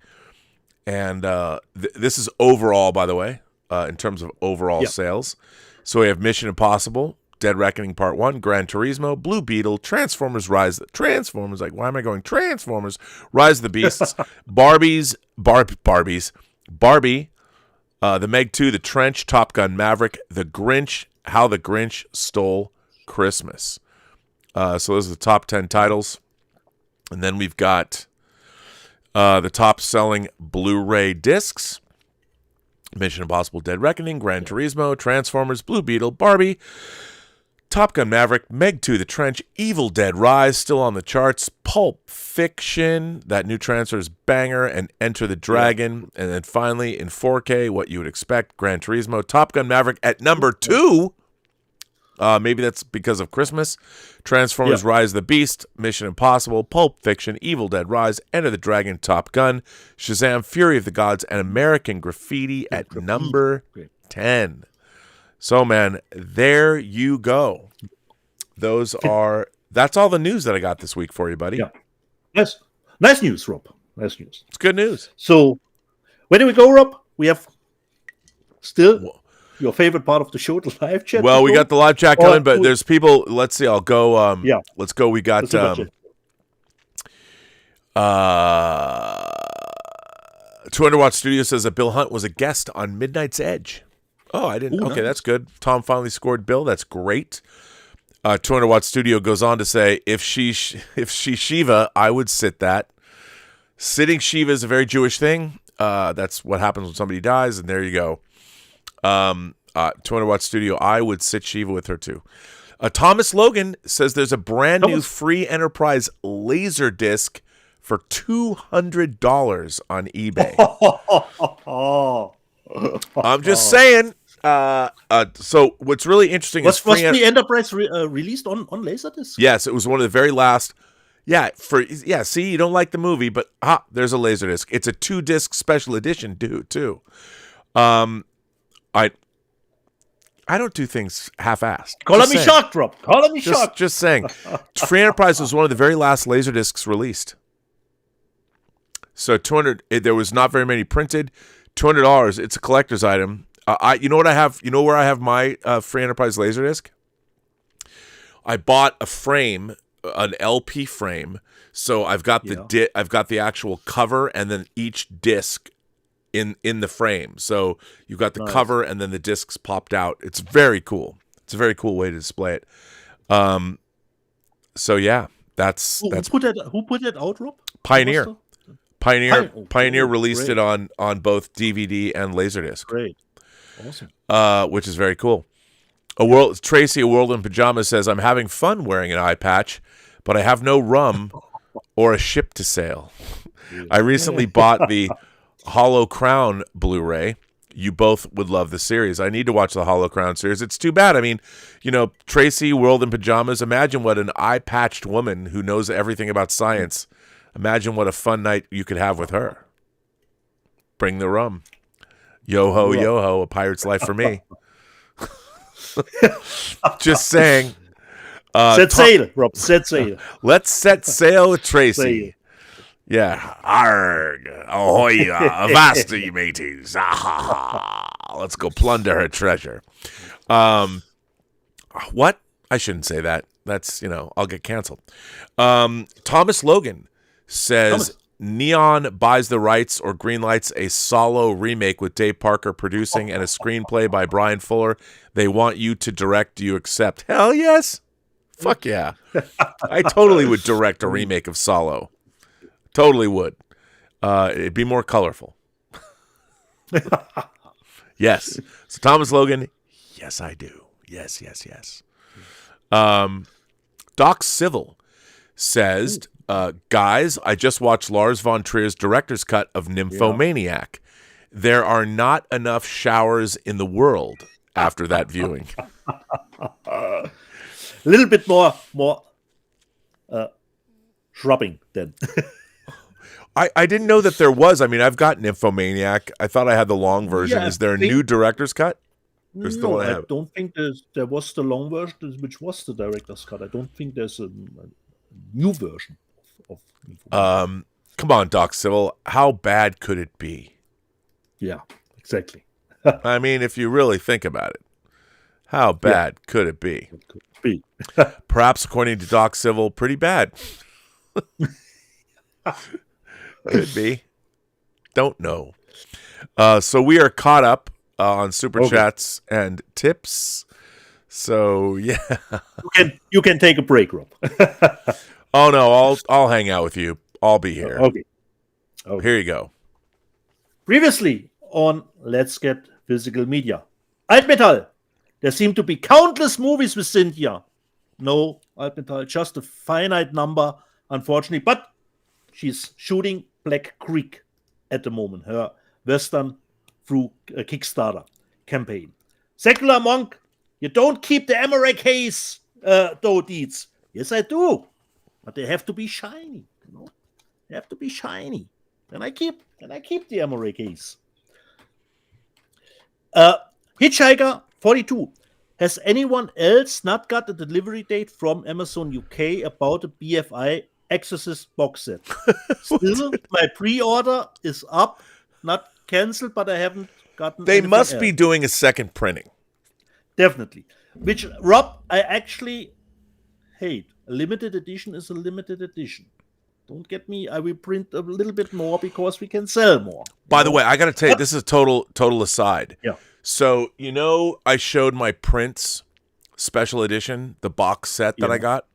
So it was missing one of the CDs. It had 3 different Vault CDs. So it was missing Vault 1. That was all the stuff they released from the Vault that we'd never heard. It just didn't have one in it. So I wrote to the Prince store and I said, listen, on my I didn't get my Vault disc. Now keep in mind this is like $150 set. And they asked me to take a picture, and I took a picture. I mean, I could have just taken the disc out, but I didn't do that. It didn't come with it. They sent me an entirely brand new one. Complete. They didn't send me the little disc. They sent me a brand new boxed version. Not bad. So the Prince store, my man, God bless. Especially if it's not a cheap item. No. And they sent me in. So thank you, Prince Store. That is some great customer service. And, I've been buying all those box sets are incredible. They're worth every penny that you pay for them. And to have that kind of customer service, normally if something didn't show up, I might not care as much. I mean, I'm not one of those people I'm like, oh, well, But this was Prince, and I wanted those Vault discs. And there's 3 of them. There's Vault 1, 2, and 3 in the set. Yeah. So Vault 1, I figured they'd just send me a Vault 1. But rather they probably didn't have them individually. And they knew I wasn't bullshitting them because I called them and I wrote them and I said, please, I just want that extra disc. What could they do? And they sent me a brand new one. Nice. I know. That's customer service perfect. So if you want to buy anything from the Prince store, highly recommended. Their customer service was amazing. So thank you guys. I very much appreciate that. Lot of love. There you go. So there you go. But Rob, you haven't heard any emails yourself, considering the BFI Exorcist set Nope. at the moment. Still got my pre-order up. Yeah. So Hitchhiker 42, we are in the same boat as you. Yes. We are in the same boat as you. Gordon Waddell, Marvel's not as bad as Thor, Love and Thunder, but not good. Mala, post-credits were let down. Cheap way to bring in Avengers. They are using multiverse to mop up their mess. Species 1571. Songbirds and Snakes got 1 star from The Guardian, which is, let's face it, way too low. It's not a 10, but it's not a 1 either. It's a 7 out of 10. That's the correct rating for it. Brogo, my favorite German YouTuber, Dieter Bastian, like one of my favorite bands, Scorpions. Let's rock the stream like a hurricane. Irene Jobson, those two I'm just doing for me. I'm a fan of Dieter and Alex Sorber. Everyone loves Dieter, so a little bit stroke of my ego. Always Stroke nice. of something. Yeah. Irene Jobson, isn't that the Golden Gate Bridge, considering friendship? Yes, it's the Golden Gate Bridge because the two guys doing an American tour, and somewhere there stumble across Todd Stashwick, but I haven't seen the movie in a while, so I don't know where Todd is appearing in the movie. Hey Rob, didn't Max Collins write Mac Hammer also? Yes. From Archie? So Max Allan Collins took over the Mike Hammer series from Mickey Spillane. As a matter of fact, his latest Mike Hammer novel came out in September, 2 months ago. And so Max had 2 novels, one consecutively in September, and then Nathan Heller, starring in Too Many Bullets, came out October 10th. Get it at your local bookstore. It's a beautiful hardcover, hard case crime. Look at that. Come on, look at that. Max Allan Collins, he knows what to do. He made John Frankenheimer. So Max Allan Collins is actually a really interesting cat. He took over. So he was a huge Dick Tracy fan as an 8-year-old kid. And he wrote Chester Gould, who did the Dick Tracy comics, a fan letter as an 8-year-old. And Chester Gould wrote him back and drew a picture of Dick Tracy. I think he told us the story when you interviewed him. But Yeah. could be wrong. I did. And he told the story. I've been to his house. I saw the letter. His parents kept that letter that he wrote back. And then Max Allan Collins took over writing the Dick Tracy daily newspaper strip for the Chicago Tribune. So here's an 8-year-old kid that writes to his idol, and then later his idol gives him the mantle of taking over his great creation. And not only did Max Allan Collins write the newspaper strip for the Chicago Tribune, he wrote the novelization of Warren Beatty's Dick Tracy movie. I mean, how cool is that? In terms of a fan making good, it doesn't get much better than that. And Definitely not. This is a good time to remind everybody that both Todd Stashwick and myself are in business. Here's Todd Stashwick outside of his Chicago apartment. I took this picture, making the True Noir, the Nathan Heller casebooks, the 8-hour audio drama based on Max Allan Collins' first 2 books, True Detective and True Crime, about the assassination of Chicago Mayor Cermak. I'm telling you, it's going to be dope. And we're going to have a whole box set of vinyl. I mean, that's why we're kickstarting it, because we don't have the budget to make box sets of vinyl, but I want to do that. And the only way to do it is, and so we'll have if it's 8 hours, it means we'll have 8 LPs and then a 9th LP with the score. And nice. How cool is that? And of course, you all know what the score might sound like because you've heard it, because I keep playing it. And it's a great score by Alexander Bornstein. And hey, what can I say? It's tremendous. Have I done enough plugging now? Back to you.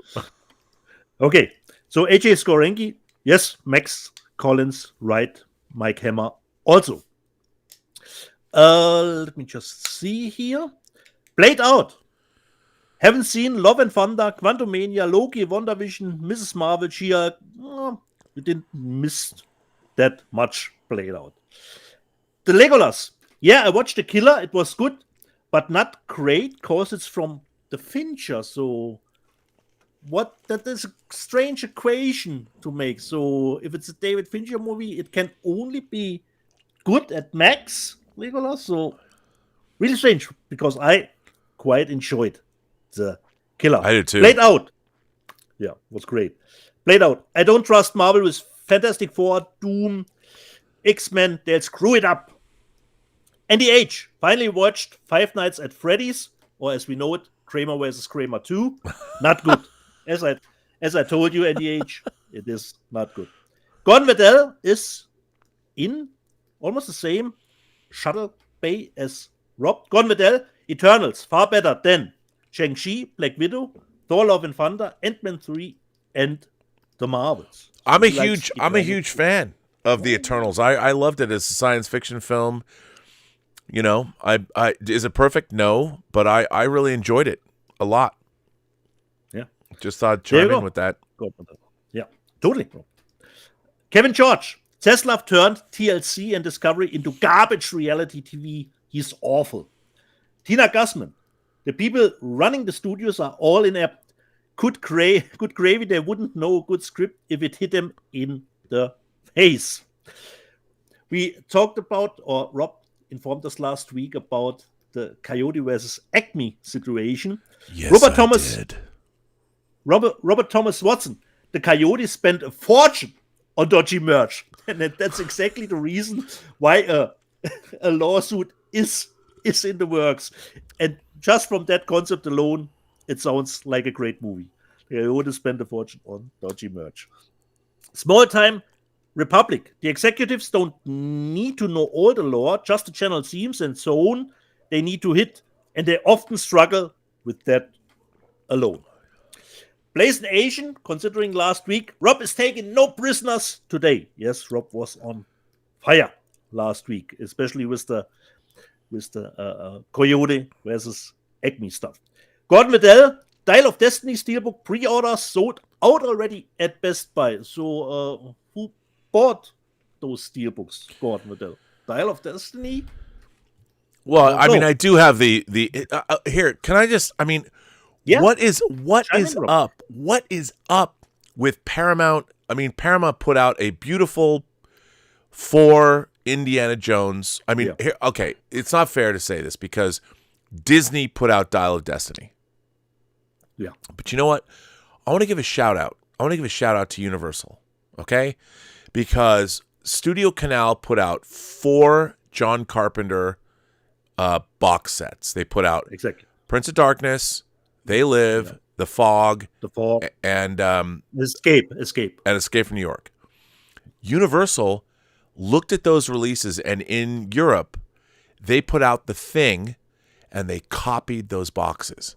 So if you have those 4-disc sets, Universal, they didn't sit there and go, well, we didn't release those. They looked at what Studio Canal did, and they're like, we're going to emulate those boxes. So if you buy those 4, here's a 5th one, and they kept the motif going. You know why? I think I've never seen a company doing that way. No, but somebody at Universal was like, let's do that. Like Disney, I mean, admittedly, their artwork looks pretty good. But what I don't understand is like Paramount puts out 6 banger. I wasn't even going to fucking buy them. But I went and bought all 6 Mission Impossible Steelbooks. Yeah. Because they look cool. Because you already had them. I had them. I had the fucking 4K. Look, I bought them because they were rad. And they look cool on the shelf. And then they put out Dead Reckoning in not that it's a bad Steelbook, but you release 6. Why not make the 7th slot right into those? Like the people who hadn't bought the first 6 wouldn't know. Yeah. And the people that did buy the first 6 would really appreciate it. This is what I cannot stand. Just to go off on a rant, the reason the entertainment business is in such shambles is because everybody that works in it is a fucking idiot. I'll flat out say, except George Feltenstein and the people that are working on the James Cameron movies at Disney because they're trying. You know, it's not hard. It's not hard. Across the board, you have people on every level. There's no synergy between departments. There's nobody that truly cares. I mean, you know what? When I was a management trainee in physical production at Warner Brothers. Warner Brothers was my goddamn life. I never wanted to leave the lot. I was walking around to the point where when VIPs came to visit the lot, or when I took them around, you know, physical product, we get a call. Somebody say, you got to get Rob Burnett to take you around the lot. I was 22 fucking years old because I cared. It was so great to me. And nobody cares anymore. And when it comes to physical media is all about caring. You have to know what your transfers look like. You have to understand no one knows anything anymore. And the reason I believe that the way corporations now think, the one thing corporations do not consider in their bottom line is how smart their employees are and how much they add to the overall. If you hire an employee that makes I'll say it, George Feltenstein. George Feltenstein's mission in life is to take his love of cinema and translate it into products for the consumer, whether it's Warner Archive or whatever he's involved with, that the studio's great legacy is preserved for both the studio itself and the consumer that is going to purchase whatever it is they're going to purchase. We need more people like him in the studio world to make sure that the studio and all of the movies survive. And if we don't have that, then it's not a viable business. And when people are hiring, they don't take that into consideration. And it's a problem. And it's killing the studios. The studios are going to die a death of 1,000 cuts. And they're going to wonder why. Because no one there cares. They're on to their next. Well, I used to be the CEO of marketing at Pepsi. Now I'm at Warner Brothers, and tomorrow I'm going to go to Keebler with the Keebler elves before we'll make cookies. They don't give a fuck. Sorry. Yeah. I have to have some more water. There you go, Rob. So, Dial of Destiny Steelbook pre-orders are sold out, considering 2 gold medal. Brian Gillette, I loved the Marvels. Okay. Some people seem to be on that side of the fence. Heroes of Sticks, but with HMV having closed stores and Best Buy stopping physical media sales at the end of 2023, how is it coming back? Only places left are Amazon and Walmart, the latter having severely small selections. I think Bill said it best. You have to cater to the collector's market and sell your products almost yourself, considering the boutique labels, they already have their own shops. Well, I would also say, don't let these guys go under the radar or unnoticed. A24 has their own store. They've got incredible stuff, the books, the script books and the things. And also A24, I keep reading these articles, these op-ed pieces about how A24 is becoming as a brand. And I was talking to somebody who and I watch a video of another guy, there are people that are just A24 fans. And A24 has a really interesting slate of films coming out. Yeah. They care. If you go to their store, like they're putting out really interesting, like Midsommar, whatever. I just say Midsommar, whatever. But A24 cares. They get it. They understand. And to me, the future of cinema is a company like A24. Well, I see cinema studios, their business practices don't work. They're dying. They're dying out. And they're dying out because they're dumb. And they're chasing something that is unattainable, which is constant growth. They gotta contract. You got Blumhouse. I mean, even when Blumhouse makes a shitty movie like Five Nights at Freddy's, he knew. I mean, Exorcist. I could have told him, dude, don't spend $400 million on Exorcist. I'm sure Universal covered that because they wanted it for Halloween Horror Nights or whatever. But still, Blumhouse, A24, people are doing good. Lionsgate's doing some good shit. Yeah, nice. So we move on with Marcus Bismarck. Wait, American Ninja was released in theater. Yes, actually, Markus Bismarck, it was released here in Germany. It played in theater. Wait. The Michael Dudikoff, American Ninja? It played Dude, here in American theater. Ninja played in theaters here. Yeah. I saw it. He was surprised. He was surprised, Rob. Wait, American Ninja was released in theater? Not only that, one of my favorite movie reviews I ever read, and I can't seem to find it, so somebody sent me a link.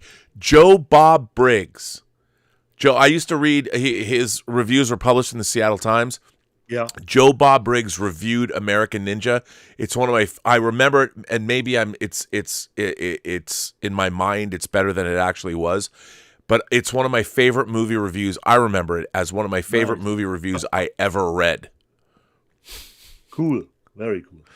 And Rob already banked the drum for it, and Blazen Asian says, oh my God, a vinyl set would be amazing.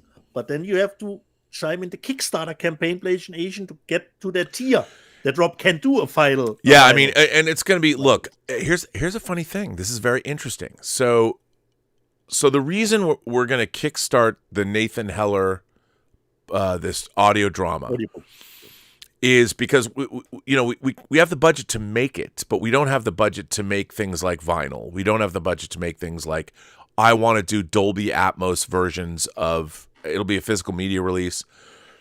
And the more money we have for it, the more money that we can add great cast. Yeah. But here's the funny thing. I've never produced a record. I mean, that's not true. I mean, I produced the CD for Free Enterprise, our soundtrack, but I didn't produce vinyl. Now, what I have been learning is you cannot take the audio of our audio drama and just port it over and make a record. You have to remix it for vinyl because, for instance, there's gunshots.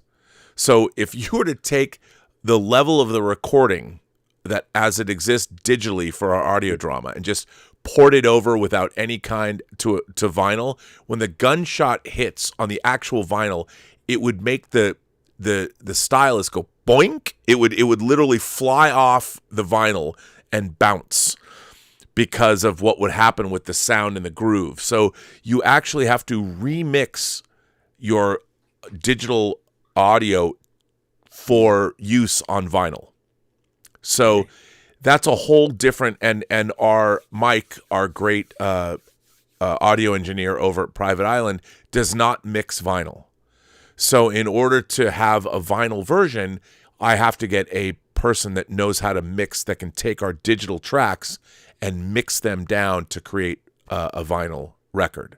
So that's a whole extra added step. We didn't build that into the budget, and so it doesn't exist. That's why we're going to crowdfund it. And by the way, if the crowdfunding campaign doesn't work, then there'll be no vinyl.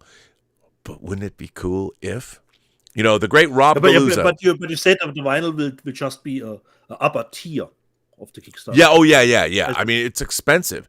I would imagine you're talking 9 records. So like the Prince box set, it'd be like $150 or something.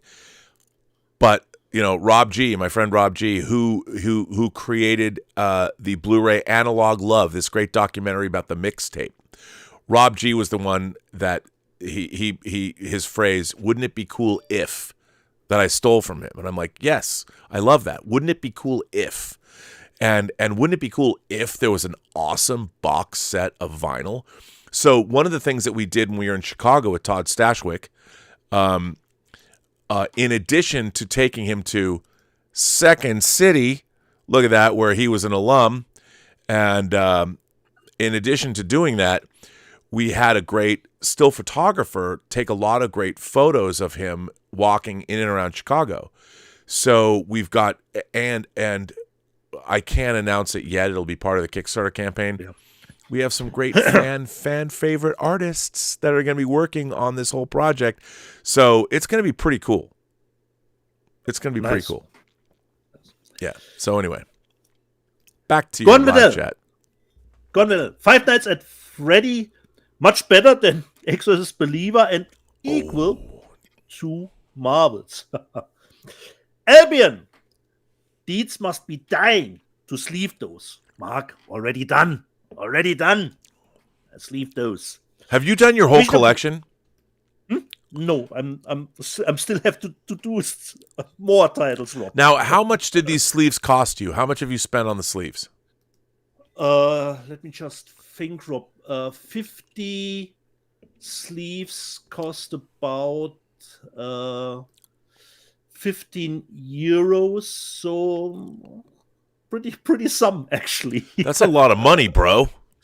Yeah. Wait, 15 sleeves are and you've done 1,000? 50. Oh, 50 Yeah. sleeves are $15. 50 sleeves. Yeah. Okay. Plus, Rob, I have to buy, the inserts, for to protect the disc itself, Right. Oh, so those are separate. These come in 100, Okay. and they cost about 6 euros. So a lot of discs still to. So does that mean when I come to Germany, I'll actually be able to Yeah. get into your apartment? Hopefully, Rob. Hopefully. Okay, because You will get into it. come on. So I've done it, Albin, already. BCH. Mission Impossible 2 is the worst of the franchise, and Tim Hen's most certainly is nothing but style over substance, and it rocks. It still rocks. It rocks. Charlie the Unicorn. Trash Panda is why we stay watching the show. Nice, John. Really? Hugh Skitsy. Wait a minute. Thanks a lot, man. Who do you think found this guy? I mean, come exactly on. right. I put this man front and center for you. And speaking of that, Rob, considering Rachel Zegler saying some not so cool things, you told me yourself, are you ready to put your head in the guillotine? Considering YouTube and, it can be a tough place. So I said, okay, let's see how it works out. But we are still here, Rob. Yeah, but you know what, Dietz? Like you get nothing but love. Nothing but love. You get it from me. You get it from the crowd. You get it from the world at large. Luckily, Rob, it went that way, Rob. I just want to say I recognize talent. Your talent, man. But you warned me. It can get tough. It can get rocky out there on social media. It's true. I mean, wait till your dark past is uncovered. Oh, wait, what? Yeah, exactly. Just kidding. Exactly. Hugh Skitsy. Hunger Games franchise is underrated, in my opinion. It has a good ending. Nice, Hugh Skitsy. Robert Thomas Watson. Big Fincher fan, but The Killer didn't do it for me. Very muddled storyline. For me, it was actually pretty straightforward, Robert Thomas. So for me, it was Also not based really on a graphic novel. Yeah. I didn't know that. Who reminded me? Oh, one of my WhatsApp contacts reminded me that it is from a graphic novel.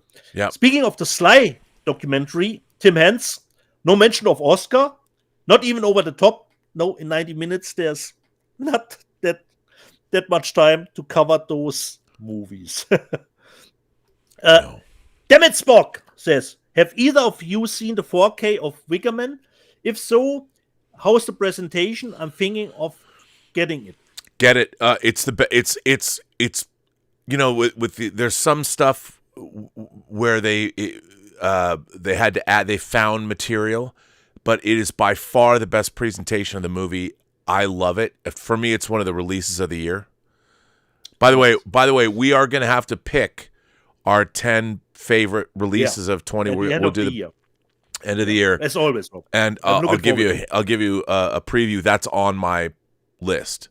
Okay, it's nice. really great. I think it's a really important movie, and it's really great to have. But you have to note some of those insets are not at the 4K level.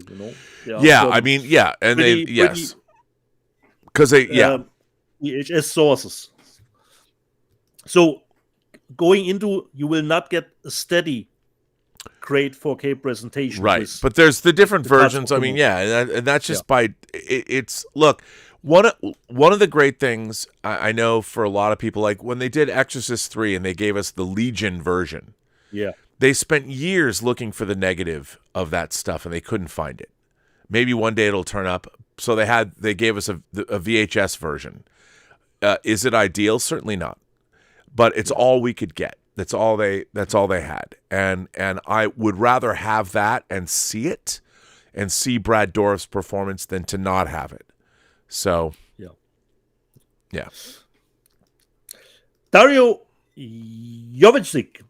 Huh? Jennifer Lawrence in Monk. I don't remember her being in it. It's just one episode, and she plays a mascot for the team. So perhaps you didn't even see her that long. Hey, she's got to start somewhere. Yeah. The Alex Sorba. Dina doesn't have Jack Daniels in that Coca-Cola he drinks. Today, I drink actually a cup of coffee, but I could spruce it up, you know. Oh, that's not even real. That's like a candle. Wow, it is real. It is. It is. But you just did that for show. Exactly, Rob. Exactly. When was the last time you had a drink of whiskey? 20 years ago? Actually, Rob, do you know how old this bottle is, actually? Yeah, what is that, 35 years old? Yeah, around 30 years, Rob. I bought it when I was in the German army in the American Air Base. So I bought this 30 years ago. You haven't even cracked the thing. It's still got the sticker still on the sealed, top. Still sealed, you know. Just cool to have a. How did I end up Jack streaming with a guy that doesn't drink? I found the one German in the world that doesn't drink. Yeah. But you said you will get me drunk at one point in history. Yeah, but that'll only take one beer. Probably. but then people don't have to wait that long, Rob.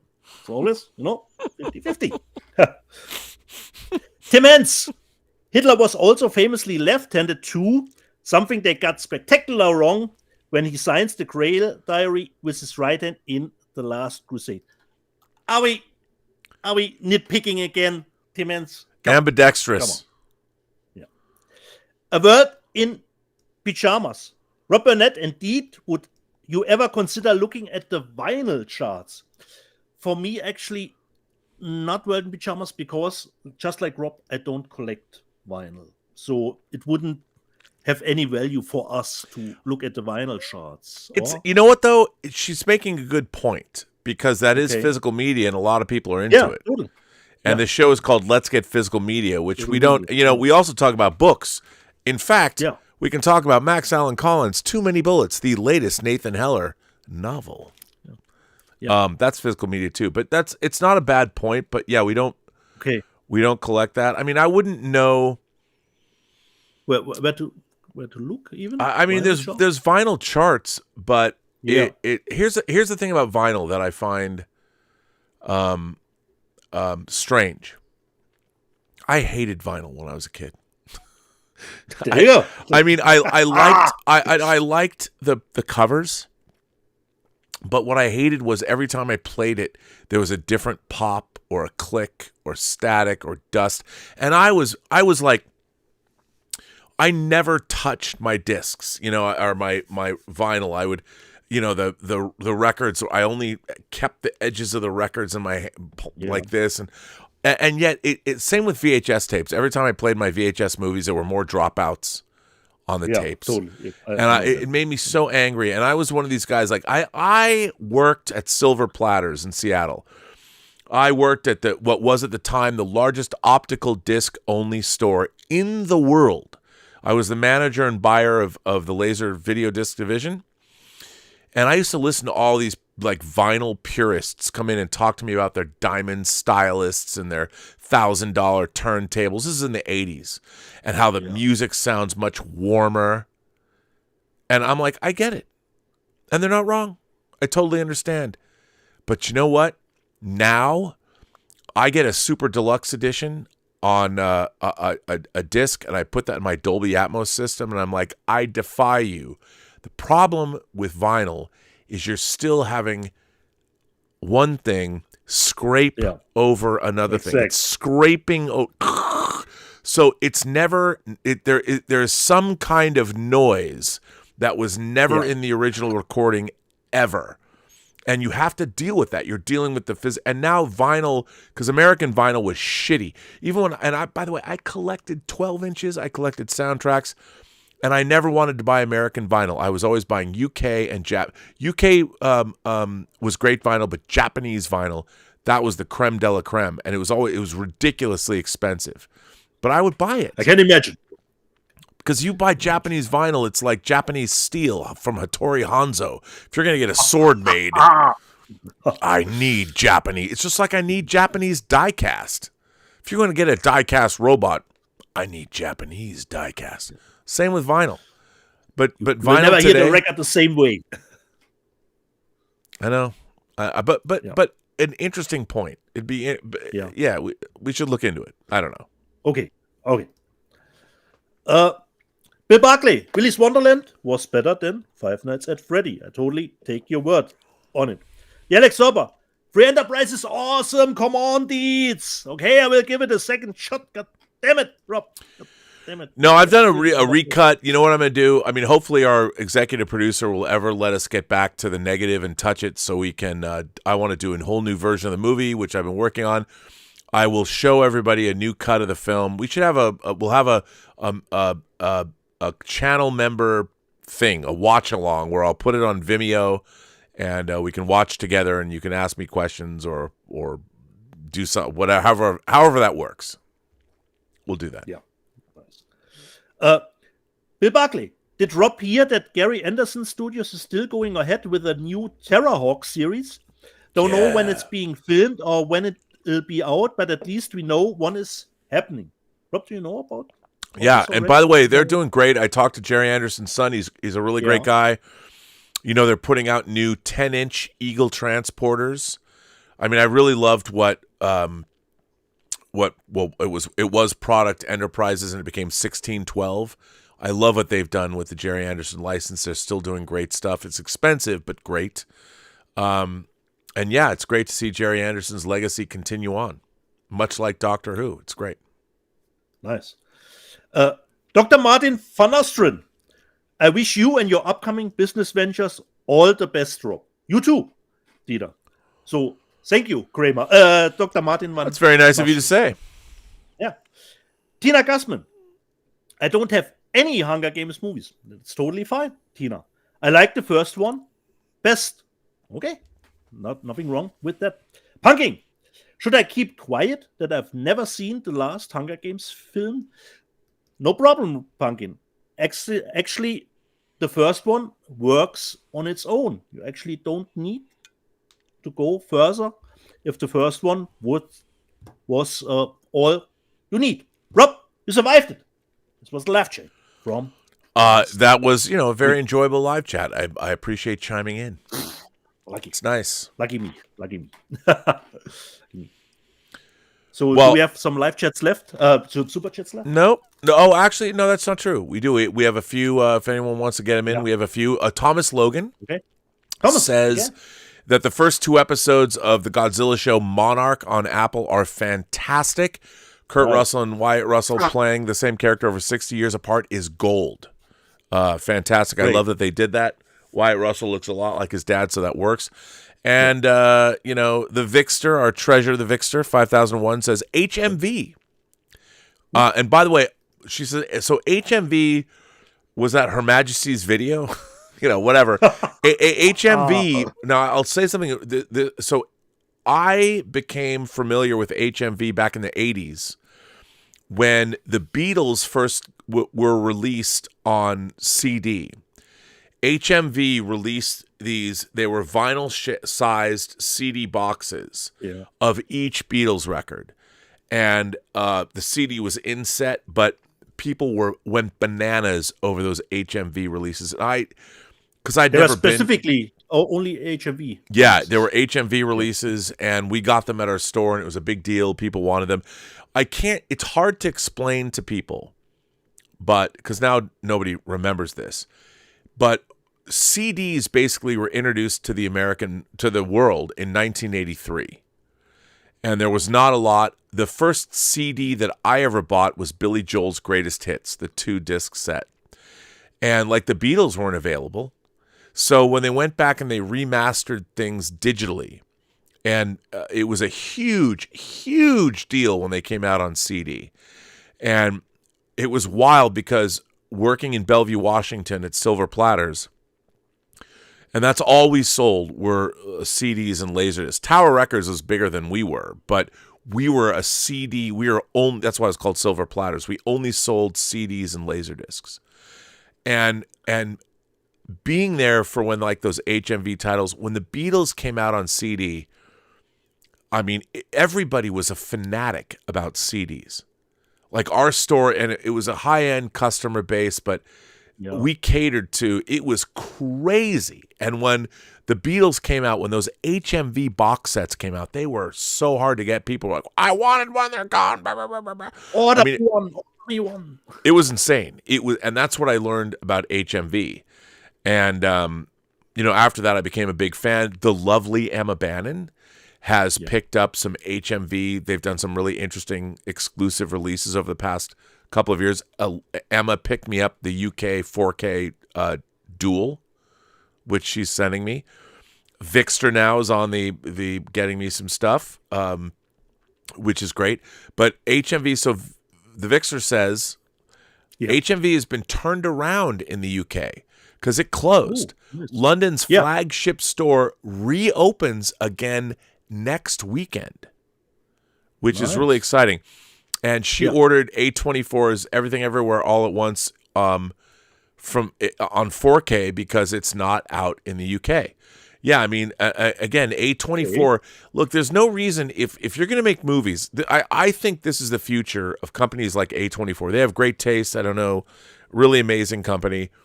I think their money and whatever. I think they're backed by a bigger studio, by Warner Brothers or somebody. But they have great taste, and they're developing like A24 as a brand. They're going to get to the point where A24, when they release a movie, whatever it is, people are going to go see every A24 movie. Just like Blumhouse is kind of a brand now. Yeah, people are going to go. The studios are letting everybody down. Why the studios aren't building their own A24s, although maybe Warner Brothers did or whatever. Why they're not building their own companies within them? The fact that the studios, they abandon every other business but chasing a $1 billion movie is ridiculous. Yep. Ridiculous. But whatever. Cooler heads prevail. I don't know. But on that note, that was Vixter's, was the last super chat or tip. Let me just check one more time. If anybody has anything more to say, act now or forever hold your peace. I think we're good. I think we're caught up. Yeah. Okay. So I think, Rob, we are through. This is it. Show. This is the end of Let's Get Physical Media. So I say, jede Person, die du triffst, hat eine Geschichte zu erzählen, die du noch zu hören hast. Alles, was du tun musst, ist zuhören. Every person you meet has a story to tell that you have yet to hear, and all you have to do is listen. And with that, I just want to say thank you to Tom Jr. Jackson. I want to say thank you to Lord Tarth for being great moderators. And I don't know if Louise X. Sparrow is here. Justin Toner has been a moderator, so thank you for that. And everybody who generously supports this channel via Super Chats and tips. We had a really great member call yesterday. Thank you to all the members that showed up. We got to drink a toast to Fernando Borrero, who passed away, one of our own, back in September. So that was great, and thank you all for being here. And by the way, I got taken to task a little bit by my victimization show yesterday. I have a part 2 and a part 3. So join me later today for part 2 of my victim culture. I'm going to read something from the National Institute of Health, and read detractors and what they said, and they were right. So join me later on Robservations, episode number 904. And then we have everything coming out for the rest of the week. Dieter, will we be seeing you next week? Unfortunately, Rob, this is the 3rd show in a row, so next week, unfortunately, probably not, because I have to work next Sunday. Yeah. All right, I think we have 3 shows. I'm gonna get in touch with Elliot Cohen, man. I'm gonna call Elliot, talk Criterion. I don't know Elliot Cohen. I watch his channel. Maybe I'll get him to come because he's very quiet. Nice. I like his voice. He gives me a soothing feeling when I watch him. He will calm you down, Rob. He'll calm you down. Calm me down. When you get too upset. But he did something really interesting. A couple of years back, if you guys don't watch Elliot Cohen, he talked about culling his collection. And I really want to talk about what that was like for him, because he was like, I'm going to go back and go into my collection and see what matters to me. And I'm kind of at that point. He's much younger than me, I would imagine, and he's the fact that he did that. He didn't like Marie Kondo that thing, or that woman Marie. Is it Marie Kondo? Get rid of all the crap you have and just keep the stuff that's important. And then there's that whole I can't, Rob. I will keep my crap. And then there's that like Swedish idea that you give everything away before you die. Oh, okay. Whatever. People think I'm not morbid about this. I just think it's kind of funny. You get to the point where how much stuff do you need? I mean, I'm literally, dude. There's piles of Blu-rays and 4Ks coming up here. I've been putting things away, but piles are as I'm moving stuff around. Yeah, you know what I've been doing? I've been washing off the covers of everything before I refile it. You dust everything and washing off and just it's insane. Yeah, I know it. I know. That's why we're doing the show. It is. Yeah, on that note, thank you all for being here. We're insane. What can I say? And exactly. I guess I'll be back next week. I'll have to figure out somebody to do the show with. Yeah. Because once again, I've been abandoned by the German. What can I do, Rob? What can I do? But I think Bill will be always a good choice to have. Bill's good, but I don't know if I can get Bill. I want to get somebody. Elliot. Elliot Cohen, man. I'm going to go get Elliot. I'm going to go find him. And maybe Heath. Hey, Heath is on right now, I think. Hey, Heath, maybe you'll come back. Yeah. Heath and Elliot. There you go. And I'm really looking forward, Rob, to our Best of the Year show at the end of the year. It's going to be good. Best of the year. Yeah. You know what? Top 10 or top 10. I think I'm going to ask George Feltenstein to come on the Best of the Year. Great. Because overall, Warner Archive has had a pretty great year, in terms of, and so is Kino Lorber, but Warner Archive, in terms of their mission statement, they've done well. All right, everybody. I will finally let this show go. Dietz, thank you so much. Yeah. And I will die in space if I make a mistake. I remember that now, Rob.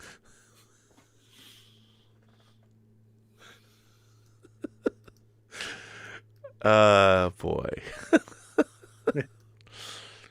That's funny.